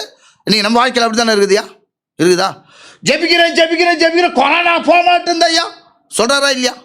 சொல்கிறாங்களா இல்லையா? உலகத்தில் நம்மளை விட்டுருங்க, வெளியே கதையை பேசுகிறேன், போகாத மாதிரி தான் தெரியும், ஆனால் அங்கே போயிடுச்சு. அதான் மேட்ரு. கொரோனா போலன்னு இல்லை, அதாவது தேவனுடைய காரியத்தில் ஒன்றுமே நடக்காத மாதிரி ஒரு சீன் வரும், அங்கே நடந்து முடிஞ்சிருக்கும். பிசாசு எல்லாம் செய்து முடிச்ச மாதிரி சீனை காட்டுவான், அங்கே ஒன்றுமே செய்த கவுத்து விட்டு போயிடுவான். இதுதான் பேய்க்கும் ஆண்டவருக்கும் இருக்க வித்தியாசம். ஹல்லேலூயா. இந்த இடத்துல இவர் சொல்கிறார், அம்ராம் எக்கபத், நான் ஜெபித்து கொண்டே இருக்கிறேன், தேவன் எனக்கு செவி கொடுப்பது போல தெரியவில்லையே. அப்படி தான் இருக்குது. ஆனாலும் ஜெபிக்கிறேன். அவர் செவி கொடுக்க மறுப்பது போல தான் காணப்படுகிறது. ஹல்லேலூயா. கேட்குறீங்களா? Glory Jesus.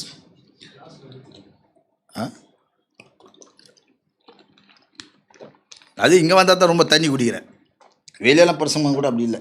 அது என்ன தொண்டைக்காய் மைக்கு என்ன தரும், வறண்டு போகுது. சரி இருக்கட்டும், கத்துக்கு சோத்திரம்.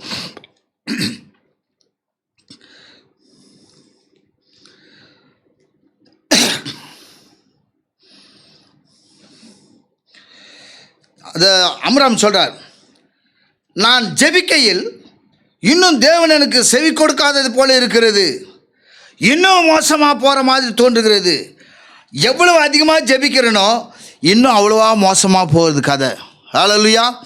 இன்றைக்கி எல்லாரும் தான் எவ்வளோ ஜெபிக்கிறாங்க, ஆண்டவர் கேட்கலைங்க, கேட்டுன்னு தான் இருக்கிறாரு. நான் கூட தான் சொல்லியிருக்கிறேன், என்ன ஆண்டவர் எவ்வளோ கேட்குற நிறைய காரியம் பெண்டிங்கில் இருக்குது. அப்போ எந்த நேரத்தில் அதை நம்ம பார்த்து சொல்லுவார், எப்போ கொடுக்கணும், எங்கே கொடுக்கணும், எந்த நேரத்துக்கு அவருக்கு தெரியணுவார். அடிக்கடி சொல்லியிருக்காரா? எத்தனை பேர் செய்தி கேட்டீங்கன்னா பிரசங்கத்து கேட்டாலும் தெரியும், நான் சொல்கிறது புரியும். அது உண்மை. அது தேவன் ஜெபத்துக்கு பதில் அளிக்கிறாரா? திருவேசி கேட்குறார் பிள்ளைங்களை பார்த்து. பதில் அளிக்கிறார். ஹல்லேலூயா. தேவன் பதில் கொடுக்கிறார். ஆகவே எல்லா காரியங்களும் தவறாக போகிறது என்று நாம் ஜெபத்தை செய்வதை நிறுத்த வேண்டாம். ஹல்லேலூயா. சூழ்நிலை மாறி கூட போட்டோம், ஜெபமே கேட்காத மாதிரி கூட இருக்கட்டும், ஒன்றுமே நடக்காத மாதிரி இருக்கும். 430 வருஷம் சாதாரண வருஷமாங்க. ஒரு நாள் 2 நாளுக்கு இந்த 430 வருஷம் ஜெபிக்கிறான், கூவுறான், கத்துறான், எல்லாம் சொல்கிறான். இவர் அமரான் ஜபத்தை கேட்டு கூட அவங்க சொன்னாங்களா, அங்கே இருக்கலாம், நம்ம எங்கே ஜெபிச்சுன்னு ஒன்றுமே நடக்கலாம். நான் ஒரு தாத்தா திருக்க சொல்கிறார். ஹல்லேலூயா. தாத்தா என்ன சொல்ற, என்னப்பா ஜெபிச்சுன்னு இருக்கிற பொறு. ஹல்லேலூயா. ஜெபம் காரியத்தை ஒரு நாளைக்கு மாற்றும். ஏதோ ஒரு காரியத்தினால தேவன் அதை வைத்து இருக்கிறார். ஆகவே இந்த இடத்துல உனக்கு தவறாக போட்ட உனக்கு ஒன்றுமே கிடைக்கும். ஏன்னா இந்த கடைசி காலத்தில் அப்படி தான் நடக்கும். ராப்சர் நடக்குதுன்னா இதெல்லாம் வரும், இன்னும் மோசமாக போகும். இன்னும் மோசமாக போக போது தான் சொல்கிறாரு, மனுஷகுமாரன் வரும்போது பூமியில் விசுவாசத்தை காண்பாரோ. அப்போ எவ்வளோ அப்போ தான் தீர்வு சொன்னது அப்போ தான் நிறைவேற போகுது. 700 பேர் போகிறானா 500 பேர் போகிறானான்னு. ஹல்லேலூயா. ஆரம்பத்தில் படிக்கும்போது அது நம்ப முடியல நம்மளால், ஆனால் இப்போ நம்ப முடியுது. காரணம் என்ன? சூழ்நிலைகள் மாறிவிட்டது. ஆகவே இங்கே பார்க்கும்போது அம்ரான் சொன்னான், எதனா இருக்கட்டும், ஆனால் நாம் ஜெபம் செய்வதை நிறுத்த வேண்டும் என்பதற்காக அது ஒரு அடையாளம் கிடையாது என்றார் திருதசி. உனக்கு காரியம் நடக்கலையா, நீ ஜெபிச்சு நடக்கலையா? சில நேரத்தில் நினைப்போம் நாம் ஜெபிக்கும் போதெல்லாம் கட்சணும். ஒரு சில நேரத்தில் ஜெபிச்சு கட்சவனே போதும், ட்ரம் எடுத்துன்னு அடிப்போம். சில நேரத்தில் கிடைக்கலன்னா ஆண்டவர் மேலே கோபம் வரும். இது இயற்கையாக நடக்குது. ஹல்லேலூயா. இதற்காகத்தான் அம்ராம்ட லைஃப்பை எடுத்து திருதசி பேசியிருக்கிறார். ஹல்லேலூயா. அவர் சொல்லும்போது அது எப்படியெல்லாம் இருக்கட்டும், நாம் ஜெபித்து கொண்டே இருக்க வேண்டும். என்ன சொல்கிறாரு? நம்மளுக்கு தான் ஜெபிக்க நேரம் இல்லையே. இன்றைக்கி உலகத்தில் எல்லாத்துக்கும் வேலை நேரம் இருக்குது. திரு சொன்னாலும் சொல்லிட்டாரு, அவர் வாயில் வந்ததுனால அது அப்படி நடக்குதுன்னு நினைக்கிறேன். எல்லாத்துக்கும் நேரம் இருக்கும், ஜெபிக்க மட்டும் நேரம் இருக்காது. எவ்வளோ பேர் ஆளானா போய் கேளுங்க. தேவனுடைய கிருபை இருக்குது. ஆனால் ஜெபித்தா, ஜெபம் என்பது தேவனோடு பேசுகிற காரியம். அவர் பேச வேண்டுமென்றால் செய்தி மூலமாக, வேதத்தின் மூலமாக நம்மிடத்தில் பேசுவார். பரிசுத்தவான் மூலமாக தேவன் பேசுவார். ஹல்லேலூயா. ஏன் அப்போ அவர் பேசணும், நம்ம அவரோட பேசக்கூடாதா?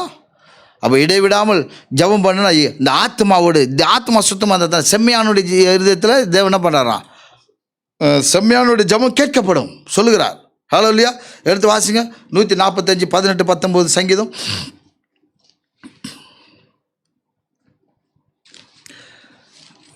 145. ஹல்லேலூயா. Glory Jesus. தம்மை நோக்கி கூப்பிடுகிற யாவருக்கும், தம்மை நோக்கி கூப்பிடுகிற யாவருக்கும், உண்மையாய் தம்மை நோக்கி கூப்பிடுகிற யாவருக்கும், உண்மையாய் தம்மை நோக்கி கூப்பிடுகிற யாவருக்கும் கர்த்தர் சமீபமாய் இருக்கிறார். கர்த்தர் சமீபமாய் இருக்கிறார். ஹல்லேலூயா. அடுத்த வாசிங்க. அவர் தமக்கு பயந்தவருடைய விருப்பத்தின்படி செய்து, பாருங்க, அவர் தமக்கு பயந்தவர்களுடைய விருப்பத்தின்படி செய்து அவர்கள் கூப்பிடுதலை கேட்டு, அவருடைய கூப்பிடுதலை கேட்டு அவர்களை ரட்சிக்கிறார். ஆமென். இது அம்ராமுடைய வாழ்க்கையில் நடக்கிற காரியம் இது. ஹல்லேலூயா. அம்ராம் தேவனை நோக்கி கூப்பிடும் பொழுது, உண்மையாக கூப்பிடும் பொழுது தேவன் அவருக்கு சமீபமாக இருக்கிறார். ஆனால் காரியம் நடக்காதது போல காணப்படுகிறது.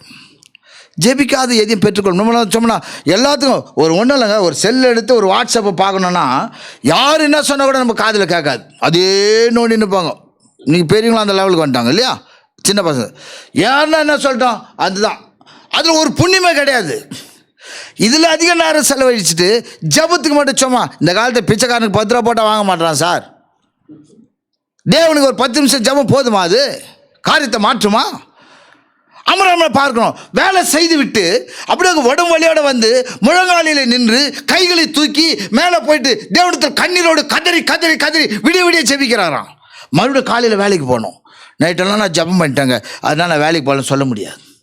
ஹல்லேலூயா. திருவிசாத் அப்படியே பாரு, நான் அங்கே ஜெபிக்கிறதை காண்கிறேன் அப்படின்னு சொல்லுகிறார். ஹல்லேலூயா. அவர் கண்ணீர் விடுகிறத பார்க்குறேன்றாரு. ஜபத்தை தேவன் கேட்குறாராம். அந்த ஹல்லேலூயா. ஆகவே செம்மையான ஜபத்தை தேவனாய் கர்த்தர் கேட்கிறார். அவர் தமக்கு பயந்தவர்களுக்கு பயப்படுறோம், கண்டிப்பாக ஜெபிப்பான்.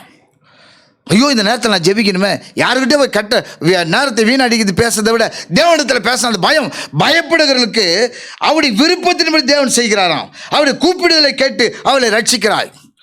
அம்ராம் அப்படியாக ஜெபிக்கும் பொழுது அவன் தேவனுக்கு பயந்திருந்தபடினால அவனுடைய விருப்பத்தின்படி செய்து அம்ராமுடைய கூப்பிடுதலை கேட்டு தேவன் அவர்களை ரட்சித்தார். யாரை ரட்சித்தார்? 430 வருஷம் கஷ்டப்படுறாங்க. 430 வருஷம் கஷ்டப்படும் பொழுது அவர்கள் எல்லாருக்காக பாரத்தோடு ஜெபிக்கிறவர் அம்ரான். ஹல்லேலூயா. அவர் மேலே போய்ட்டு ஒரு சிறிய அறையில் போய் ஜெபிப்பாராம். அதற்காக ஒரு இடத்தை ஆயத்தம் பண்ணி இருந்தார். ஹல்லேலூயா. ஏனென்றால் தேவன் ஜபத்திற்கு பதிலளிக்கிறவராக இருக்கிறார். சூழ்நிலைகள் எவ்வாறு இருந்தாலும் எப்படி இருந்தாலும் பரவாயில்ல, அதை குறித்து ஒன்றுமே இல்லை. ஹல்லேலூயா. சூழ்நிலையை பார்க்கக்கூடாது. எந்த சூழ்நிலை எங்கேயுமே ஜபம் பண்ண முடியல, நடு ரோட்டில் நின்று ஜெபிக்கலாம். சூழ்நிலை அது. அதுக்குன்னு எல்லாரும் தேர்ந்தெட்டு போய் நடுவோட்டில் மூடி போய் ஜெபம் பண்ணுறதுக்கு அப்படி சொல்ல வரல. சூழ்நிலை ஜெபிக்க கூட அவனை சொல்கிறான். ஒரு மோடி மாதம் அவன் சொல்கிறான்னு வச்சுக்கோ, ஜெபம் பண்ண அவன் எதுவும் ஜெபிக்கலாம், தப்பு கிடையாது. செஞ்சாங்களா? யார் செஞ்சது? சாத்ராக் ஆபேத்நேகோ சொன்னாங்களா? யாருக்கு பயந்தார்கள்? அவர்கள் செய்ததுனால தான் அவர்கள் கடைசியில் நம்ம சோதனைக்கு பிறகு சத்துடைய வாசலை அவர்கள் சுதந்திரித்தார்கள். இங்கேயும் சோதனைகள் இருக்கிறது, இவர்கள் சத்துடைய வாசலை சுதந்திரிக்க போகிறார்கள். ஹல்லேலூயா. ஆகவே அவர்கள் ஜெபிக்கும் பொழுது முழங்காலிட்டு, அது அதிகமாக நிறைய பேசுகிறார். அம்ராம் முழங்காலிட்டான், மேலே போய் முழங்காலிட்டான், படியில் நின்று முழங்காலிட்டான், முழங்காலிட்டு ஜெபிக்கிறான். நம்மளும் முழங்காலே மடங்க மாட்டேன். ஆண்டவரை இருக்கிறதே இந்த கடைசி காலத்தில் தான் முழங்கால நின்று ஜெபிக்காத காலமாகுது. அப்படியே ஜெபிச்சா ஒரு 5 நிமிஷம் 3 நிமிஷம் இல்லை உட்காந்து ஜெபிச்சா கூட பாருங்கள், எல்லாத்துக்கும் கரெக்டாக உட்காந்து டிவி பார்ப்பான், கரெக்டாக செல்லு உட்காந்துன்னு. அது என்னது இது இப்போ என்ன சொன்னேன் நான்? சூப்பர் சிங். அது நான் என்ன வேறு ஏதோ சினிமாவை பார்க்குறேன், நான் அந்த பாட்டு தானே பார்க்குறேன். சூப்பர் சிங் பேய் எங்கே நோய்ச்சான் பார்த்தீங்களா? என்னென்னமோ நாடகம்லாம் இருக்குது. என்னடா எப்போ வந்தாலும் சொல்கிறேன்னு நினைக்கிறேன், ஞாபகம் சொல்கிறேன். இப்படியெல்லாம் செஞ்சுட்டு தேவசமத்தில் பேசினா ஆண்டவர் எப்படியா ஊற்றுவார்? ஒரே பாத்திரத்தில் 2 ஊற்ற முடியாது. கரெக்டுங்களா? ஒரு கிளாஸில் ரசம் குடிக்கணும்னு ஆசை இருக்குதுன்னு வச்சுக்கோ, எத்தனை அந்த கிளாஸ்லேயே பாதி பால் பாதி ரசம் ஊற்றி ஏற்றுனாங்க சொல்லி குடிக்க முடியுமா? செய்ய முடியுமாயா? ஏதாவது ஒன்று தான் செய்ய முடியும். 2 கண்ணு இருந்தால் ஒரு பக்கம் தான் பார்க்க முடியும். ஒரு ஆத்மாவில் ஒருத்தருக்கு தான் இடங்குது. ஹல்லேலூயா. கண்டவங்களுக்கெல்லாம் இடம் கிடையாது. நீ தேவனை கண்டு இருந்தேன்னா தேவனுக்கு உன் இருதயத்தை கொடுப்ப. அதுதான் தேவன் விரும்புகிறார். ஹல்லேலூயா. கர்த்தர் நாமத்துக்கு மகிமை உண்டாகட்டும். ஆகவே அவன் முழங்கால் நின்று ஜெபிக்கிறான், ஜெபித்து கொண்டே இருக்கிறான். என்ன சொல்றாரு? அவன் ஜெபித்து கொண்டே இருக்கிறான். அது மாத்திரமல்ல, அவன் ஜெபிக்கிற ஜெபத்தை பாருங்க. சொல்ற எங்களை வேலை வாங்கும்படி கொடியவர்கள் எங்களை அடித்து துன்புறுத்துகிற காரியங்களை ஆண்டவரை அவர் செய்கிறார்கள். எங்கள் ஏழை ஜனங்கள் நிர்வாணமாக்கப்பட்டு சுள்ளி கொம்பால் அடித்து அவர்களை என்ன செய்யலாம்? அடிக்கிறாங்களாம், சாட்டினால் அடித்து. ஓ, நாங்கள் உம்முடைய ஜனங்கள் ஆண்டவரை, நிச்சயமாக நீ ஜெபத்தை கேட்குவர், நிச்சயமாக நீ ஜெபத்திற்கு பதிலளிக்கிற தேவன். நான் ஜெபிக்கிறேன் ஜெபித்து கொண்டே இருக்கிறேனே, நீரே எனக்கு பதிலளிக்கிற தேவன். யார் சொல்றது? அம்ரான் சொல்றார், நீர் எனக்கு ஆனால் தேவனே, நீர் தேவன் என்றுமே முடிவில் ஜெபத்திற்கு கண்டிப்பாக நீ பதிலளிக்க தேவனாயிருக்க. நான் அப்படி விசுவாசிக்கிறேன் ஐயா. ஒருத்தன் விசுவாசம் இல்லை ஜெபம் வராது. ஹல்லேலூயா. அவன் தன் கரங்களை மேலே உயர்த்தி என்ன செய்கிறானா? இரவு முழுவதும் ஜெபித்தான். ஹல்லேலூயா. ஜெபிச்சுட்டு வந்து பார்க்குறானா. பார்க்கும் பொழுது அப்படியாக தன் பிள்ளைகள், அந்த 2 குழந்தைங்க, ஆரோனும் மிரியாமும் எல்லாம் தூங்கிட்டு இருக்கிறாங்களாம். மனைவி அந்த அம்மா வந்து என்னங்க கீழே வந்து ஜெபிச்சிங்களான்னு கேட்குறாங்களாம். அந்த அம்மா, இல்லை இப்போ தான் நான் ஜெபம் முடிச்சுட்டு வரேன். ஹல்லேலூயா. பார்த்தீங்களா?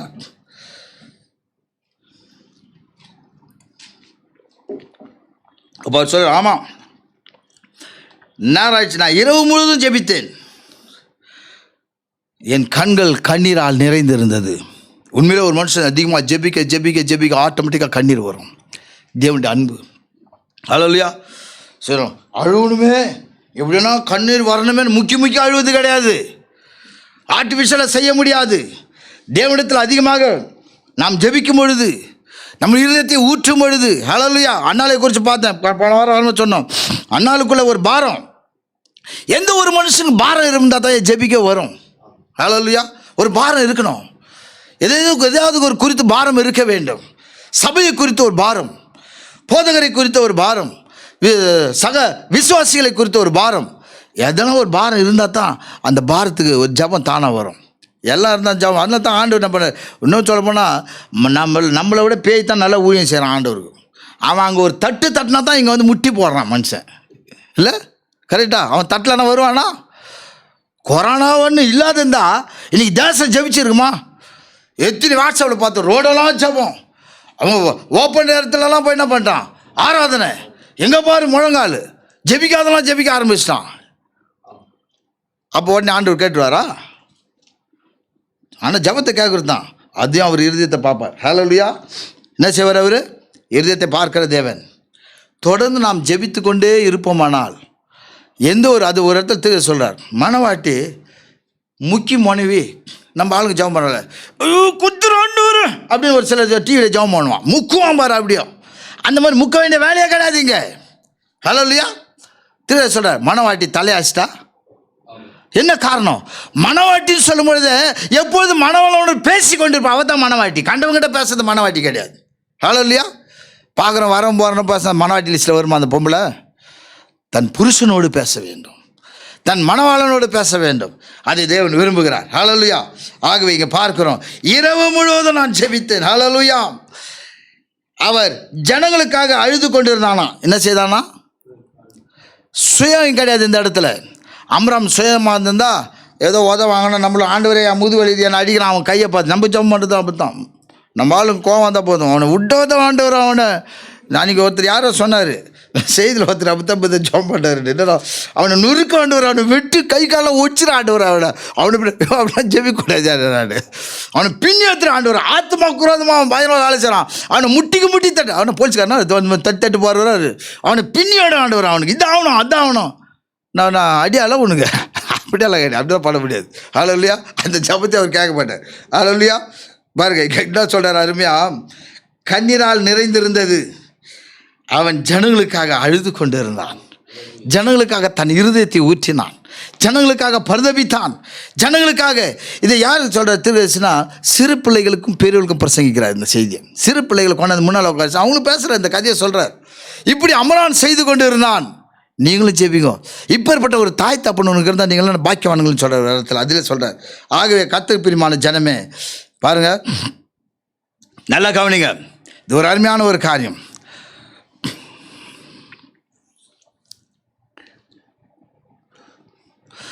அம்ரான்கிட்ட அந்த அம்மா சொல்லுது, அம்ராம் நீ இவ்வளவு பிரயாசப்படக்கூடாது. சிலர்லாம் அப்படி தான் பண்ணுவாங்க, புருஷன் மேலே ஓவர் அன்பு தான். நீங்கள் அப்படியெல்லாம் ரொம்ப ஊழியத்துலலாம் போகக்கூடாதுங்க, நீங்கள் அவ்வளோலாம் சுற்றக்கூடாது, நீங்கள் எங்கள் கூட இருக்கணும், நீங்கள் அவ்வளோ தூரம் ஸ்ட்ரெயின் பண்ணிக்கிறாங்க, நீ ரொம்ப ஓவராக போகிறீங்க, நீங்கள் அப்படியெல்லாம் போகக்கூடாதுங்க.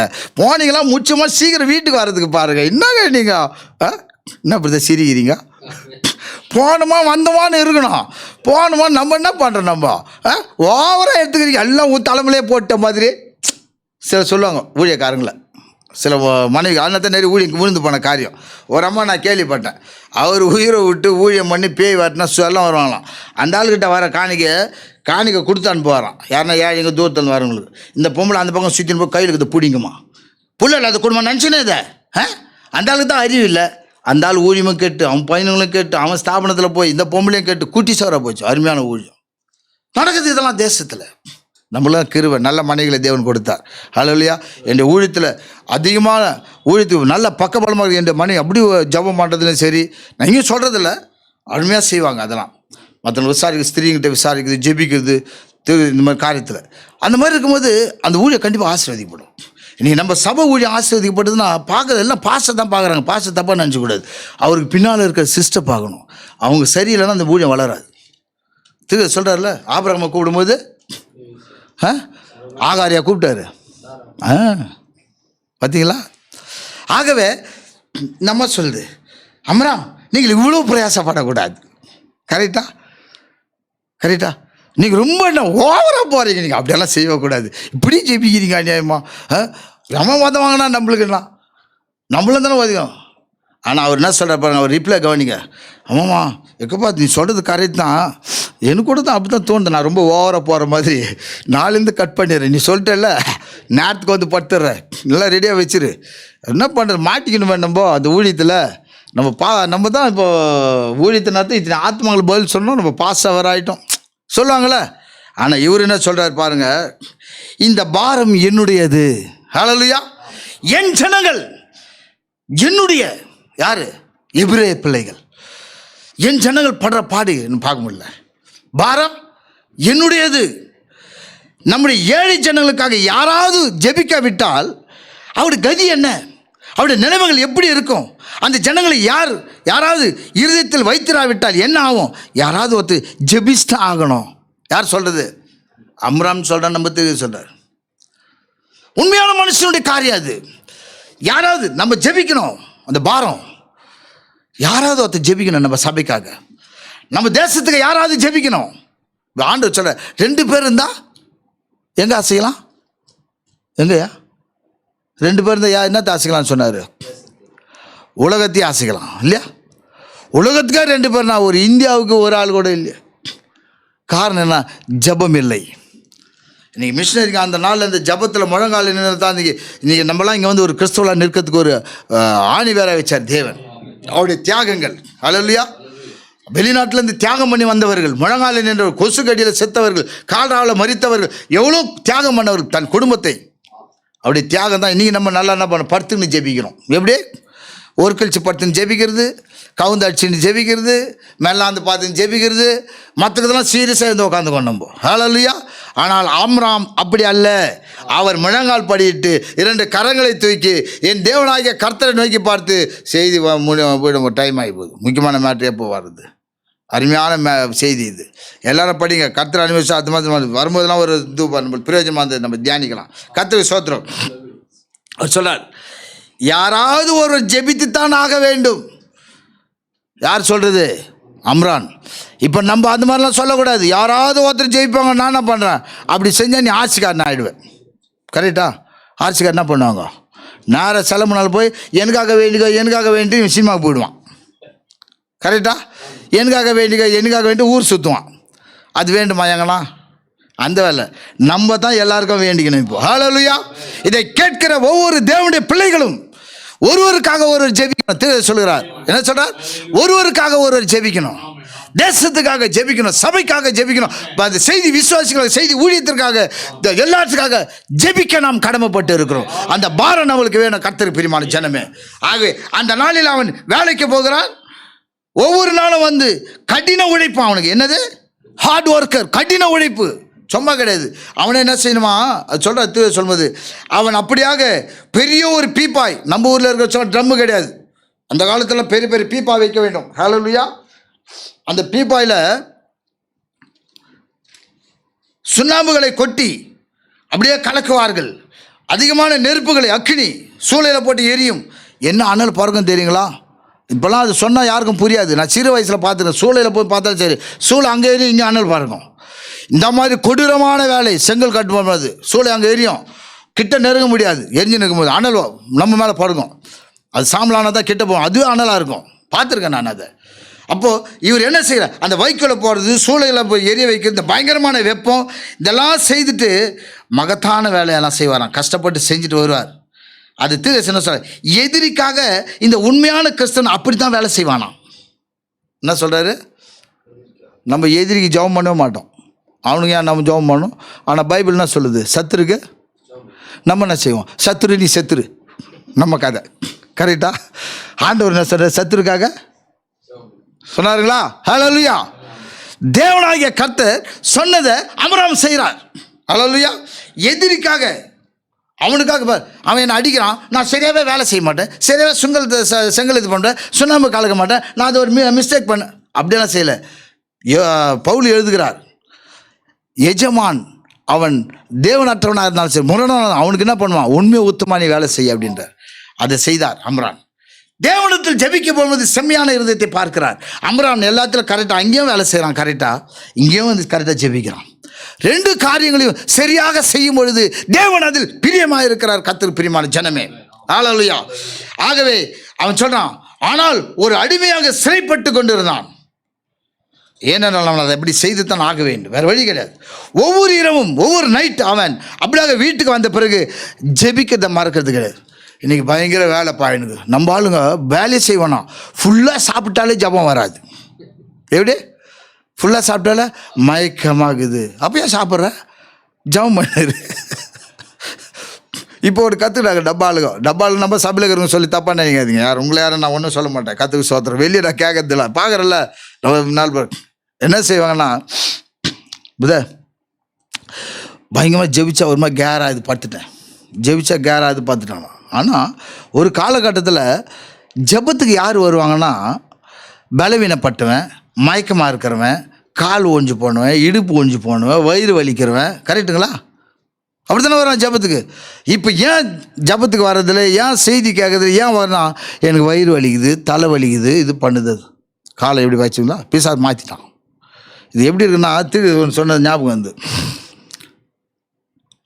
மேலே ஃபஸ்ட்டு இந்த வானத்தை குறித்து சொல்லுவார். உங்களால் தெரியும், என்ன சொல்கிறேன். ஃபஸ்ட்டு யார் இருக்குது? பரிசுத்தவான் இருக்காங்களா? இருக்காங்களையா? அதுக்கு மேலே யார் இருக்குது? தூதருங்க. அதுக்கு மேலே யார் இருக்குது? ஆண்டவர். அது அப்படியே உள்டாவை கீழே பண்ணுங்க. கீழே ஃபஸ்ட்டு யார் இருக்குது? தரையில். ஆண்டவர் எப்படி வருவார்? பாதாளத்தில், பூமியில். ஆண்டவர் கிடையாது. பெருந்தலைவர்கள், கட்சி தலைவர்கள், பெரிய பெரிய ஆட்கள், பெருந்தலைவர் என்ன இவங்க தலைவர்ன்றாங்களே, அவங்க நல்லவர்னு உலகத்தை சொன்னாங்க. அவ்வளோ பெரிய ஆள், பெரிய பெரிய பதவியில் இருந்தவங்கலாம் ஃபஸ்ட்டில் இருப்பாங்க. அடுத்தது தள்ளப்பட்ட தூதன் இருப்பான். அதுக்கு அடுத்தது கடைசியில் யார்? லூயிஸ் பேர் இருக்கிறான். கரெக்டுங்களா? இது அப்படியே உள்டா சொல்கிறார் அதை செய்தியில். சரி இருக்கட்டும், அங்கே போனான். அந்த மாதிரி இப்போ லைஃப் மாறி போச்சு எல்லாருக்கும். ஹல்லேலூயா. லைஃப் என்ன ஆயிடுச்சு?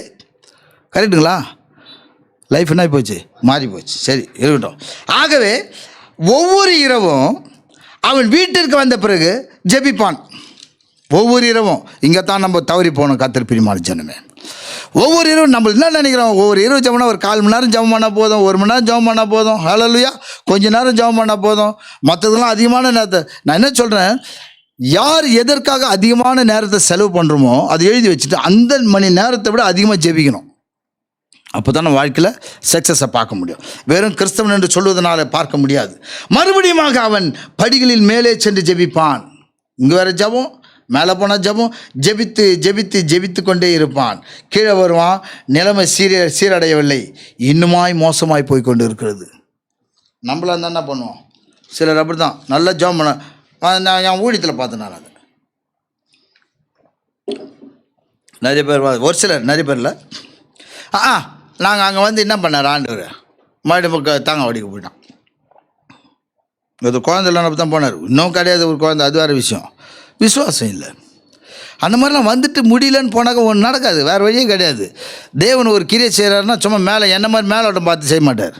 அவர் உள்ளத்தை பார்க்குறாரு. எந்த மனுஷனும் மேலே பார்க்கவே மாட்டார் அவர். புரியுதுங்களா? முகத்தை பார்க்குறது தேவன் அல்ல. கேட்டுங்களா?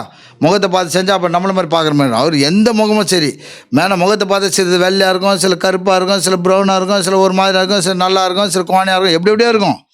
இருதயத்தை பார்த்தா தான் கரெக்டாக பார்க்க முடியும். ஹல்லேலூயா. அங்கே வித்தியாசத்தை உள்ளிருக்க வேறு வித்தியாசத்தை பார்க்க முடியும்.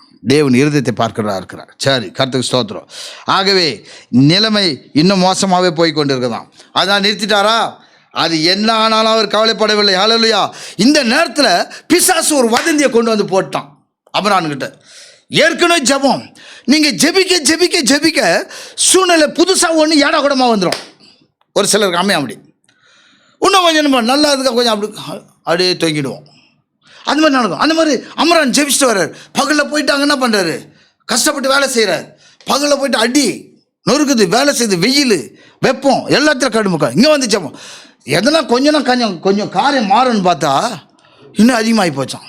இந்த நேரத்தில் ஒரு நியூஸு, எல்லாம் ஒரு கூட்டத்தை போட்டு பேச ஆரம்பிச்சிட்டான். கிழ பார்வன் எல்லோரும் கூப்பிடுறான்ட்டான். அதில் ஒரு பேய் பூச்சும் ஐடியா கொடுக்குறான். தார்மாரா, உன் ஐடியா வேணாடான்ட்டான். ஒருத்தர் எழுந்துக்கிறான். வஜரா, நான் ஒரு ஐடியா கொடுக்குறேன். அவன் சொல்கிறான். அதுக்கு எத்தி சொல்லிவிட்டு தலைவான். நான் நினச்சேன், அடப்பாவி நீ வேண்டா தலைவா, இவன் தலையை எடுக்கிற தலைவா, நம்ம தலைவரை நம்மளுக்கு தலையை உண்டாக்குறவர், தலைக்கல் வரப்போகுது, தலைவர் வரப்போகிறார். ஹல்லேலூயா. இந்த சரீரத்தில் பிறந்து அதான் ஒரு தலைவர். நான் சொல்கிறதுல அர்த்தம் இருக்குது, அவன் சொல்கிறதுல அர்த்தம் இருக்குதா? அவன் தலை வா வெட்டுறான்றான். நம்ம கதை அப்படி இல்லை. சபைக்கு தலையான கிறிஸ்தவானவன் அவர் வந்து நம்மளோட இணைய போகிறார். ஹல்லேலூயா. ஆக அவன் என்ன சொல்கிறான்? கூட்டம் போடும்போது நான் யாரோ நல்ல ஆலோசனை கொடுங்கன்றான் அந்த கிழமை. யார்? ஃபாரோ கிழமை தாத்தா ஒரு ஆலோசனை. அப்போ ஒருத்தன் சொன்னான், வஜர நான் ஒரு நல்ல ஆலோசனை கொடுக்குறேன். அதாவது ஜனங்கள் பெருகி கொண்டே போய் கொண்டு இருக்கிறார்கள். ஹல்லேலூயா. என்ன பண்ணுறாங்களாம்? நாளுக்கு நாள் ஜனங்கள் பெருகி கொண்டே இருக்கிறார்கள். அதை நிறுத்த முடியத்து வழியில் இவன் சொல்கிறான், ஜனத்தை பெருகுது. நாளை ஒரு காலத்தில் இவனுக்கு பெருகி போயிட்டானுங்களாம். இந்த ஒரு நாளில் வேற ஒரு சேனைகள் வரும். அந்த கோசனில் உள்ள நம்முடைய எதிரெல்லாம் ஒன்றாக சேர்ந்து இஸ்ரவேலர் சேனையுடன் இணைந்து கொண்டு நம்மளை என்ன செய்வார்? பொருளாதாரத்தில் சீரழித்து நம்மளுடைய சாம்ராஜ்யத்தை அழித்து நம்மளுக்கு மேலே வந்துடுவானுங்க. இப்போ இவங்களை அழிக்கணும், என்ன செய்யணும்? ஒரே மீட்டிங். இந்த வதந்தி வருது, அம்ரான் காதில் கேட்குது. மீட்டிங் போட்டு சொல்கிறான், ஏதாவது பேசக்கூடாதா? உங்களுக்கு தெரியாதா? சொல்லுங்க. வந்தவன் தெரிய சொல்ல, அந்த கீழ்த்தரமான அசுத்தமான அந்த பிசாசுகிறான எல்லா தளபதி ரஜினிகாந்த் சொல்கிறான். சொல்லும்போது என்ன சொல்கிறான்? இந்த பிசாசு சொல்கிறானா, சிறிது நேரம் சிரிச்சுட்டு பேசுகிறானா, இந்த மக்கள் தொகை அதிகரிச்சுன்னே இருக்குதுல்ல, நம்ம ஒன்று செய்யலாம். ஏன்னா இங்கே பார்த்தாக்கா ஒரு பொம்பளைக்கு 14 குழந்தை பிறகுது, அங்கே போனால் 20 குழந்தை போடுது ஒரு ஆளுக்கு. அவங்க வைத்து வச்சுட்டு பாருங்க எப்படி இருக்குது. ஆனால் நம்மளுக்கெல்லாம் அப்படி இல்லை. அதனால் நம்ம ஒன்று செய்யலாம், இந்த குழந்தைகளெல்லாம் கொல்லும்படியான ஒரு சூழ்நிலையை உண்டாக்குவோம். இந்த குழந்தையை கொல்றதுக்கு இங்கே தான் சொல்லுகிறார், தாய்மை பற்றி பேசினார் திருதிச்சு. அது நீங்கள் படிச்சிங்க. தாய்மைனா யார், தாய்னா யாருன்றது. எல்லாரும் தாய் ஆக முடியாது. நான் அது அனுமதிச்சா சொல்கிறேன். இதில் நிறுத்திட்டா கூட கற்றுச்சோம், அடுத்த மாதம் நான் வரும்போது பேசிக்கலாம். கற்றுக்கு சோத்திரம் கேட்டுங்களா? ஆமாம். ஆகவே இந்த இடத்துல சொல்லுகிறார், அப்படியாக அவர் அந்த லிஸ்ட்டு பாருங்கள். யார் போய் அந்த வேலையை செய்யணும்? குழந்தைகளை கொல்ல வேண்டும். என்ன செய்யணுமா? குழந்தைய கொல்றது எப்பேற்பட்ட ஆளை செலக்ட் பண்ண நான் சொல்கிறான் பாருங்கள். ஆனாலும் சொல்ல கவனிங்க, தேவன் எப்போது பிசாசு கண்ணை மூடி வைத்திருக்கிறார். ஹல்லேலூயா. பெட்ஷீட் போகிறவங்க போய் மூடிட்டாரான். அப்போ அவன் வரணும்னு சொல்கிறான் அந்த பேய், ராஜாவே நீ நீரூடி வாழ்க, அவனை வாழ்த்துறான். நம்ம பார்க்க வேண்டியது யாருன்னா, தேசத்திலே தாயாக இல்லாத சில பெண்களை தெரிந்து கொள்வோம். அப்படின்னு அர்த்தம். குழந்தை பிறக்காத கேஸு, மலடிகள் சொல்லலாம், தாயே ஆகலை சூழ்நிலை, அது வைத்தியச்சில் இருக்கும் மற்ற குழந்தைய பார்த்துட்டு. ஹல்லேலூயா. இறுதியம் கடினப்படும். அப்பேற்பட்ட பெண்களை தெரிந்து கொள்ளலாம். இல்லை என்றால் பிள்ளையே இல்லாத பெண்கள், குழந்தைகள் தேவையில்லாத சில குழந்தைகள் தேவையில்லைன்னு பார்க்கலாம். கொடூரமான பெண்கள் பிள்ளைகளை பெற்று தவறான முறை இதை பண்ணுவார். அவர்கள் பிள்ளைகளை நேசிக்காத சில பெண்கள், இல்லை என்றால் நீண்ட மூக்குடைய சூனியக்காரிகள் இறக்கமே இருக்காது. இவளெல்லாம் போய் தேடி பிடிச்சி அவங்கக்கிட்ட இந்த குழந்தை பிறந்துச்சுன்னா ஆண் பிள்ளைகளை கையில் கொடுத்து சாகடின்னு சொன்னால் ஈஸியாக செஞ்சுருவாங்க. குழந்தைகளை எடுத்து போய் செவுத்தில் போட்டு அடி, தலையை அடித்து எங்கே போடணுமா, நைல் நதியில் முதலுக்கு போடுவோம், நம்ம முதலுக்கு சாப்பிடணும் சொல்லும்போது இந்த நியூஸ் வதந்தி பரவும் போது அம்ரான் ஜெபித்து விட்டு மனம் அடிந்து போனாராம். வீட்டுக்கு வர்றார். அந்த அம்மா கேட்குது, அவர் மனைவி, என்னங்க ஒரு மாதிரியாக வரீங்க, நம்ம ஜெபம் பண்ணி கொண்டு இருக்கிறோம், சூழ்நிலைகள் மாறிக்கொண்டு இருக்கிறது, பாரு இப்படியான ஒரு காரியத்தை பாருன்னு சொன்னான் அப்படின்னு. அப்படி சொல்லும் பொழுது ரொம்ப கஷ்டமாக உடனே அவர் என்ன செய்கிறார் பாருங்கள். அது பாருங்க, இந்த குழந்தைகளை எல்லாம் எடுத்து என்ன பண்ணோம், சுவற்றில் மோதி முதைகளுக்கு உணவாக போடும்படி அவளுக்கு கட்டளையிடுங்கள் என்று அவன் ஃபாரோ சொன்னான். எவ்வளோ பெரிய கொடூரமான ஒரு காரியம் இது. அம்ரான் வேலை செஞ்சிருக்கும்போது இந்த காரியத்தெல்லாம் தீர்மானிக்கப்படுது. அவன் கேள்விப்பட்டு வருகிறான். வரும்போது அவன் மனைவிட்ட சொல்கிறான், மறுபடியும் சொல்கிறான், நான் ஜெபிக்கத்தக்கதாக மேலே போனான். இவ்வளோ சூழ்நிலை வந்தவனை திருக சொல்கிறார். அவன் ஏற்கனவே நல்லா ஜெபிக்கிறவன். யார்? அம்ரான். ஏற்கனவே அதிகமாக ஜெபிக்கிற ஒரு அருமையான ஒரு சகோதரன். ஜபத்தில் இந்த சூழ்நிலை கேட்டு வந்து என்ன பண்ணல, பாடா எவ்வளோ ஜபிச்சாலும் அப்படி தாங்குது அப்படிலாம் சொல்ல. அவர் வந்தவொடனே என்ன பண்ணுறாராம், மேலே போயிட்டாராம், சாப்பிட கூட போல, முன்னை காட்டிலும் இன்னும் அதிகமாக ஜெபித்தான். ஹல்லேலூயா. முன்னை காட்டு பிரச்சனை வருதா, அதை காட்டிலும் அதிகமாக ஜெபிக்கணும். அதுக்கு தான் சொன்ன, உபவாசத்தினாலும் ஜபத்தினாலும் அன்றி இந்த பிசாசு போவாது. அதுதான் மேலே போயிட்டான், இன்னும் அதிகமாக ஜெபித்தான். ஹல்லேலூயா. ஜெபம் பாருங்க, காரியத்தை மாற்றுகிறது. மறுபடியும் அவன் ஜெபிக்கத்தக்கதாக மேலே சென்றான். முன்பு எப்போது செய்திராத வகையில் அந்த இரவு அவன் ஜெபித்தான். ஹல்லேலூயா. இப்போ நம்ம பார்க்குறோம், உன் வாழ்க்கையில் பிரச்சனை இருக்குதா, இதுவெல்லாம் நடக்காத காரியம் இருக்குதா, கவலைப்படாதே. இந்த நிமிஷம் வரை நீ ஜெபித்தியே, அதை காட்டிலும் அதிகமாக ஜெபித்தபார், கர்த்தர் உடனடியாக காரியத்தை செய்வார். யாரானா இரு ஜெபிக்க இவனாருக்கு ஜபத்தை தான் கேட்பான். ஆண்டு சொல்லலை, மனுஷன் தான் முகத்தை பார்ப்பான். தனக்கு பிரியமானவன் தான் மனுஷன் ஃபேவராக இருப்பான், பிரியமில்லாததுக்கு சட்டை பண்ண மாட்டான். தேவன் அப்படி அல்ல, ஜபத்தை பார்க்கிற தேவன், இருதயத்தை பார்க்கிற தேவன். யாரானா இரு, கஷ்டமோ நஷ்டமோ, உண்மையாக கர்த்தர் பிரியமான இந்த செய்தி படி நான் சொன்னேன். உண்மையிலே அப்பேற்பட்ட ஒரு ஜபம் இருந்தால் கொரோனாலாம் நம்மக்கிட்டே வராது. நம்ம அந்த பார்டரில் போனால் அங்கேயும் இருக்காது. அது அந்த ஜபம் நம்மளுக்கு இல்லை.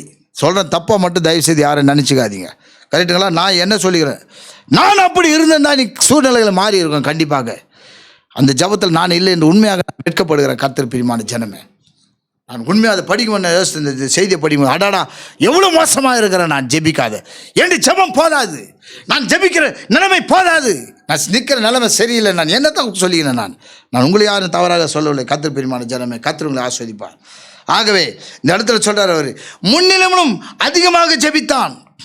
சூழ்நிலை எதுவாக இருந்தாலும் சரி, அம்ராம் அதிகமாக ஜெபிச்சானா. ஹல்லேலூயா. உடனே சொல்லியிருக்கிறான், அவன் இந்த குழந்தை கொள்கிற வேலைலாம் யார் எவன் ஆலோசனை கொடுத்தானோ அவனே வச்சிட்டானான். அங்கே ஒரு ஃபாரோ என்ன பண்ணான், யோசேப்பை ஐடியா கொடுத்ததுனால அந்த சொப்பனத்தை அவனை அதிகாரியாக வச்சான். இங்கே பேய் அந்த ஜெனரேஷனை அழிப்பதற்காக அவனே அதிகாரியாக வைக்கிறான். ஆலோசனை பார்த்தீங்களா? அங்கே ஒரு நல்ல காரியம், இங்கே ஒரு கெட்ட காரியம். சரி, அங்கே தேவன் மையப்படுகிறார். இந்த இடத்துல குழந்தைகளை பற்றி சொல்கிறார். இருக்கிற அது கொஞ்சம் பார்த்துட்டு அப்புறம் நம்ம மேல் கொண்டு போகலாம். ஒரு குழந்தையை ஒரு தாயானவள் எப்படி நேசிக்க முடியும் என்று கவனியுங்கள். இன்று குழந்தைகள் பிள்ளைகளை தாயானவள் எவ்வளோ நேசிக்கிறார் திரு சொல்கிற காரியம். அதாவது தெய்வத்தினுடைய அன்பை, தேவனாகிய கர்த்தர் அவருடைய சொந்த அன்பை எங்கே வைத்திருக்கிறாராம்? தன்னுடைய பெற்றோருக்குள்ளாக வைத்து அந்த அன்பை பிள்ளைகளுக்கு காண்பிக்குமாக தேவன் வைத்திருக்கிறார். தேவன் பாருங்கள், அன்பை தாய்க்குள்ளாக வைத்து அந்த அன்பை பிள்ளைகளுக்கு காட்ட சொல்லி வச்சிருக்கிறார். அதனால தான் பாருங்கள், பிள்ளைங்க என்ன பண்ணாலும் தாய் என்ன பண்ணுவாங்க? தான் சாப்பிடலன்னா அவங்களுக்கு சாப்பாடு எடுத்து கொடுப்பாங்க. ஹல்லேலூயா. தன் தகப்பன் என்ன தான் பிள்ளைகளை கோபமாக பேசினாலும், அது திருந்தாத இருந்தாலும் சரி, அது எப்படி இருந்தாலும் சரி, வேறு வழி இல்லைன்னு தகப்பன் அது கொடுப்பார். அந்த அன்பு எங்கேருந்து வந்தது? தேவனிடத்தில் வந்த அன்பு. அது கற்றுக்கணும். அது ஒவ்வொரு பிள்ளைகளும் உணர்ந்து கொள்ள வேண்டும். அதை தான் சொல்கிறாங்க, குழந்தைகள் உணர வேண்டும் தாய் தகப்பனை குறித்து. தாய் தகப்பனை தேவன் நமக்கு கொடுத்து இருக்கிறார். அவளை எதிர்த்து பேசக்கூடாது.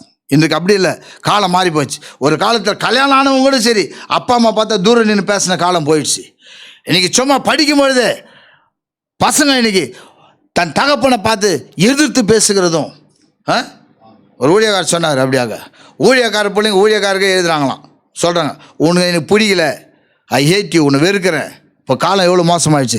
அவர்களல்ல, அவர்களுக்குள்ளாக இந்த பிசாசு வேலை செய்கிறான். ஹல்லேலூயா. அநேகர் வெளியே சொல்லுகிறார்கள், அநேகர் வெளியே சொல்ல முடியாத தவிக்கிறார்கள். இதை உடைப்பதற்கு ஒரே வழி அம்ரானை போல முழங்கால் போட்டு ஜெபிப்பது தான் கர்த்தருக்கு பிரியமான, வேறு வழி கிடையாது. நானும் ஜெபிக்கிறேன், ஆத்திரம் தோத்திரம் ஆமேனேந்து வரக்கூடாது. அது ஜெபம் கிடையாது. அது ஹல்லேலூயா. புரியுதுங்களா? இவ்வளோ சோறு கொடுத்தா சாப்பிடுமா? போதும் நேர்ந்து வருமா? நல்ல பிரியாணிப்பா, இவ்வளோ தான் ஒரு கிலோ பிரியாணி கொடுத்தா போதுமா? நல்லா சாப்பிட்டு மயக்கம் வரவங்கள சாப்பிட்றோமா இல்லையா? அந்த மாதிரி ஜெபிக்கணும், மயக்கம் வர வரலாம். ஒரு இடத்துல திரு சொல்கிறார், அடுத்த வாரத்தில் அடுத்த தடவை வருமா அதை கண்டினியூ பண்ணுறார். திரு சொல்ல, அவன் ஜெபித்து ஜெபித்து ஜெபித்து மயக்கமாயிட்டான். அப்படியே அது சொல்ல, நானும் அப்படி இருந்தேன் அப்படின்றார். நானும் ஜெபிக்கும் பொழுது ஜெபித்து ஜெபித்து களைப்படையவனாக போயிட்டேன். நான் அப்படியே மயக்கமாயிடுச்சு. எனக்கும் அந்த அனுபவம் இருக்குது அப்படின்றார். அப்போ எந்த அளவில் ஜெபிக்கிறது அது? ஹல்லேலூயா. அப்போ ஜெபிப்பது என்பது ஒரு சேனலுக்கு போகிற வரையிலும் தான் உனக்கு எல்லாம் எல்லாம். சில நேரத்தில் ஜெபம் ஆரம்பிக்கும் போது பாருங்கள், பிளான் பண்ணியெல்லாம் ஜெபிக்கக்கூடாது. கரெக்டாக 1 மணிக்கு நான் ஜெபிக்கிறேன் அப்படின்னு சொல்லிட்டு ஒரு கண்ணை அப்படி தாந்துன்னு பார்க்கக்கூடாது. ஒரு மணி நேரம் ஆயிடுச்சா, 5 நிமிஷம், 10 நிமிஷம் ஆயிடுச்சு, இந்த மாதிரி ஏலம் விட்டாலும் ஜெபிக்கக்கூடாது. ஹல்லேலூயா. அப்படி ஒரு கண்ணு இப்படி வந்து அப்படி இன்னொன்று டைம் ஆகல, அது ஜெபமே கிடையாது. அது யாருன்னா வருவான்னு மைண்டில் இருக்கும், வந்துட்டாங்களா சீக்கிரம் முடிச்சாலும் ஜெபம், அதுவும் ஜெபம் கிடையாது. நீ ஜெபிக்கிறதை பார்த்து, ஐயா நான் ஒரு சாட்சி சொல்கிறேன். நான் உலகப்பிரகாரமாக இருக்கும்போது சகோதரன் ஒருத்தனை பார்க்க போனேன். உலகப்பிரகாரம் முக்கியமான மேட்ரு, அது சொல்ல முடியாத காரியம். அவர்களெல்லாம் கேங்காக வந்தானுங்க. என்னை கூப்பிட்டா நான் போனேன். ஐயா அவன் செய்து தவறான வேலை, ஒருத்தன் அடிக்க போகிறான், அதுக்கு இவன் படிக்கணும் அவன் சாவணுன்ட்டு அவனுடைய படத்து முன்பாக நின்று கொண்டு என்ன பண்ணுறான், கிட்டத்தட்ட ஒரு 1/2 மணி நேரம் இருக்கும், 1/2 மணி நேரத்துக்கு மேலே நின்று பூஜை போடுறான். நான் போய் வெளியே நின்றுக்கிறேன். எனக்கு டென்ஷன் ஆகிடுச்சு. எனக்கு அதெல்லாம் பிடிக்கும், அந்த காலத்தில் பிடிக்காது அதெல்லாம். நான் ஆண்டவரை தவிர எதுக்கு அந்த மாதிரி வளர்த்துட்டாங்க என்ன, ஒரு வெறித்தனமாக பார்ப்பு. அப்போ அதை திரும்பி வந்தேன்னா ஆயிடுச்சு. கட்சியில் போட்ட வந்த நேரத்தில் நான் போக முடிச்சிட்டேன். வந்து சொன்னேன், கோச்சுக்காத நான் சாமி கும்பிட்டேன். எதுக்கு நான் சாமி கும்பிட்டேன்னு கேட்டேன். நான் சொன்னேன், அடப்பாவி போகிறதே மோசமான வேலை, அவன் செத்துன்னு நீ உயிராக இருக்கணும், இதுவாக சாமி கும்பிடுவான் எவனா? பாருங்கள், அதுக்காக அவன் என்ன பண்ணுறான், 1/2 மணி நேரம் ஒதுக்கி செய்கிறான். நம்மளால் செய்ய முடியலையே. அப்போ உத்தமான ஜெபம் காரியத்தை மாற்றும். உண்மையாகவே இரவு நேரத்தில் அதிகமாக தூக்கம் வரலாம். நிறைய பேர் என்ன பண்ணுறாங்கன்னா, பட்டுக்குன்னு பார்த்து செல்லை தேய்ச்சி என்ன பண்ணுறது, என்னென்ன ஞாபகம் வருதோ அந்த படம் எல்லாத்தையும் நைட்டு விடிய 5 மணி வரைக்கும் பார்க்குது. காலையில் அதிகாலையில் ஒரு 12 மணிக்கு எழுந்து அப்போ தான் சாப்பாடு செய்யலான்னு போகிறது. ஏன் நைட்டெல்லாம் நேரத்தோடு 10 மணிக்கு படுத்து காலையில் 4 மணிக்கு எழுந்து ஜெபிப்போம், மறுபடியும் வேலைகளை செய்து ஃப்ரீயாக இருந்தால் ஜெபிப்போம். இதை தான் அந்த காலத்தில் கற்றுக் கொடுத்துருக்காங்க. அம்ரான் அதான் செய்கிறேன். அம்ரானை பார்த்து நம்ம இப்போ கற்றுக்கணும். என்ன உழைத்தாலும் அதிகாலையில் இருந்து ஜெபம். அது மாத்திரமல்ல, இப்போ தன் தாய் குறித்து பேசும்போது, குழந்தைகள் ஒரு தாயால் தான் நேசிக்க முடியும். ஆகவே தாய்க்கும் தகப்பனுக்கும் கண்டிப்பாக பிள்ளைகள் கனம் கொடுக்க வேண்டும், மரியாதை கொடுக்கணும். அது குறித்து நம்ம டாபிக் எடுக்கலை, அது நிறைய காரியம் இருக்குது. நம்ம ஆயுசு நீடித்திருக்க வேண்டுமானால் அவங்களுக்கு கனம், தாய் தகப்பனுக்கு கொடுக்குற கனம் அவங்களுக்கு இல்லை, அது தேவனுக்கு.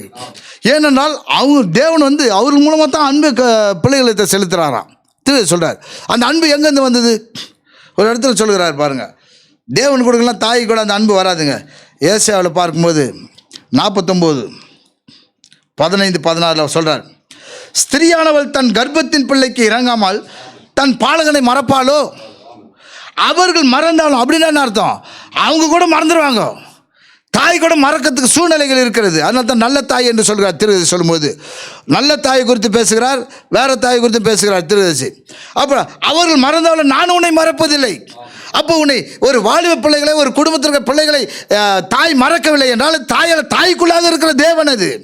ஒரு கிறிஸ்தவ குடும்பத்தில், ஒரு தேவனுடைய பிள்ளைகள் இருக்கிற குடும்பத்தில் தேவனாகிய கர்த்தர் அவருடைய அன்பை தாய் தகப்பன் மூலமாக தன் பிள்ளையிடத்தில் செலுத்துகிறார் என்று திரு சொல்லுகிறார். ஹல்லேலூயா. ஆக இந்த இடத்துல பிள்ளைகள் என்ன செய்யணுமா? தாய் தகப்பனுக்கு பயபக்தியாக இருக்க வேண்டும். அப்பொழுது தான் தேவன் உங்களை ஆசீர்வதிப்பார். கர்த்தர் பரிசுத்தமானது மகிமை உண்டாகட்டும்.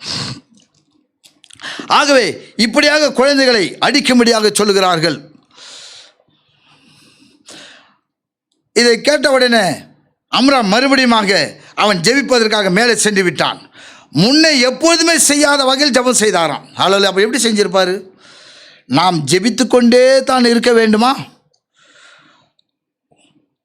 அப்போ தீர சொல்ல, ஆமாம், நீ ஜெபித்து கொண்டே இரு, அதான் சரி. என்ன சொல்ல சீர்கசி?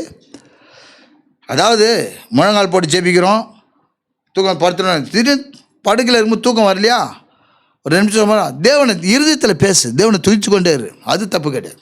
கரெக்டுங்களா? அதுக்கு சொல்லிட்டாங்கன்னு படுத்துக்கணும், எப்போ படுத்துக்கணும் ஜெபம் பண்ணக்கூடாது. அதுதான் தப்பு. சில படுக்கும்போது நம்ம ஜெபம் பண்ணணும்னா டக்குன்னு நம்ம படுத்துக்குவாங்க. ஜபத்துக்கு மட்டும் நிறைய பேர் முக்கியத்துவம் கொடுக்குறதில்ல கற்றுப்பிடிமா இந்த காலத்தில். ஆனால் தான் வாழ்க்கையில் பெரிய தோல்விகள் வர காரணமே அதுதான். இதில் தான் பார்க்குறேன். இது முடிக்கும் போது அருமையாக இருக்கும். ஆனால் இப்போ நான் கண்டிப்பாக அது முடிக்க முடியாது.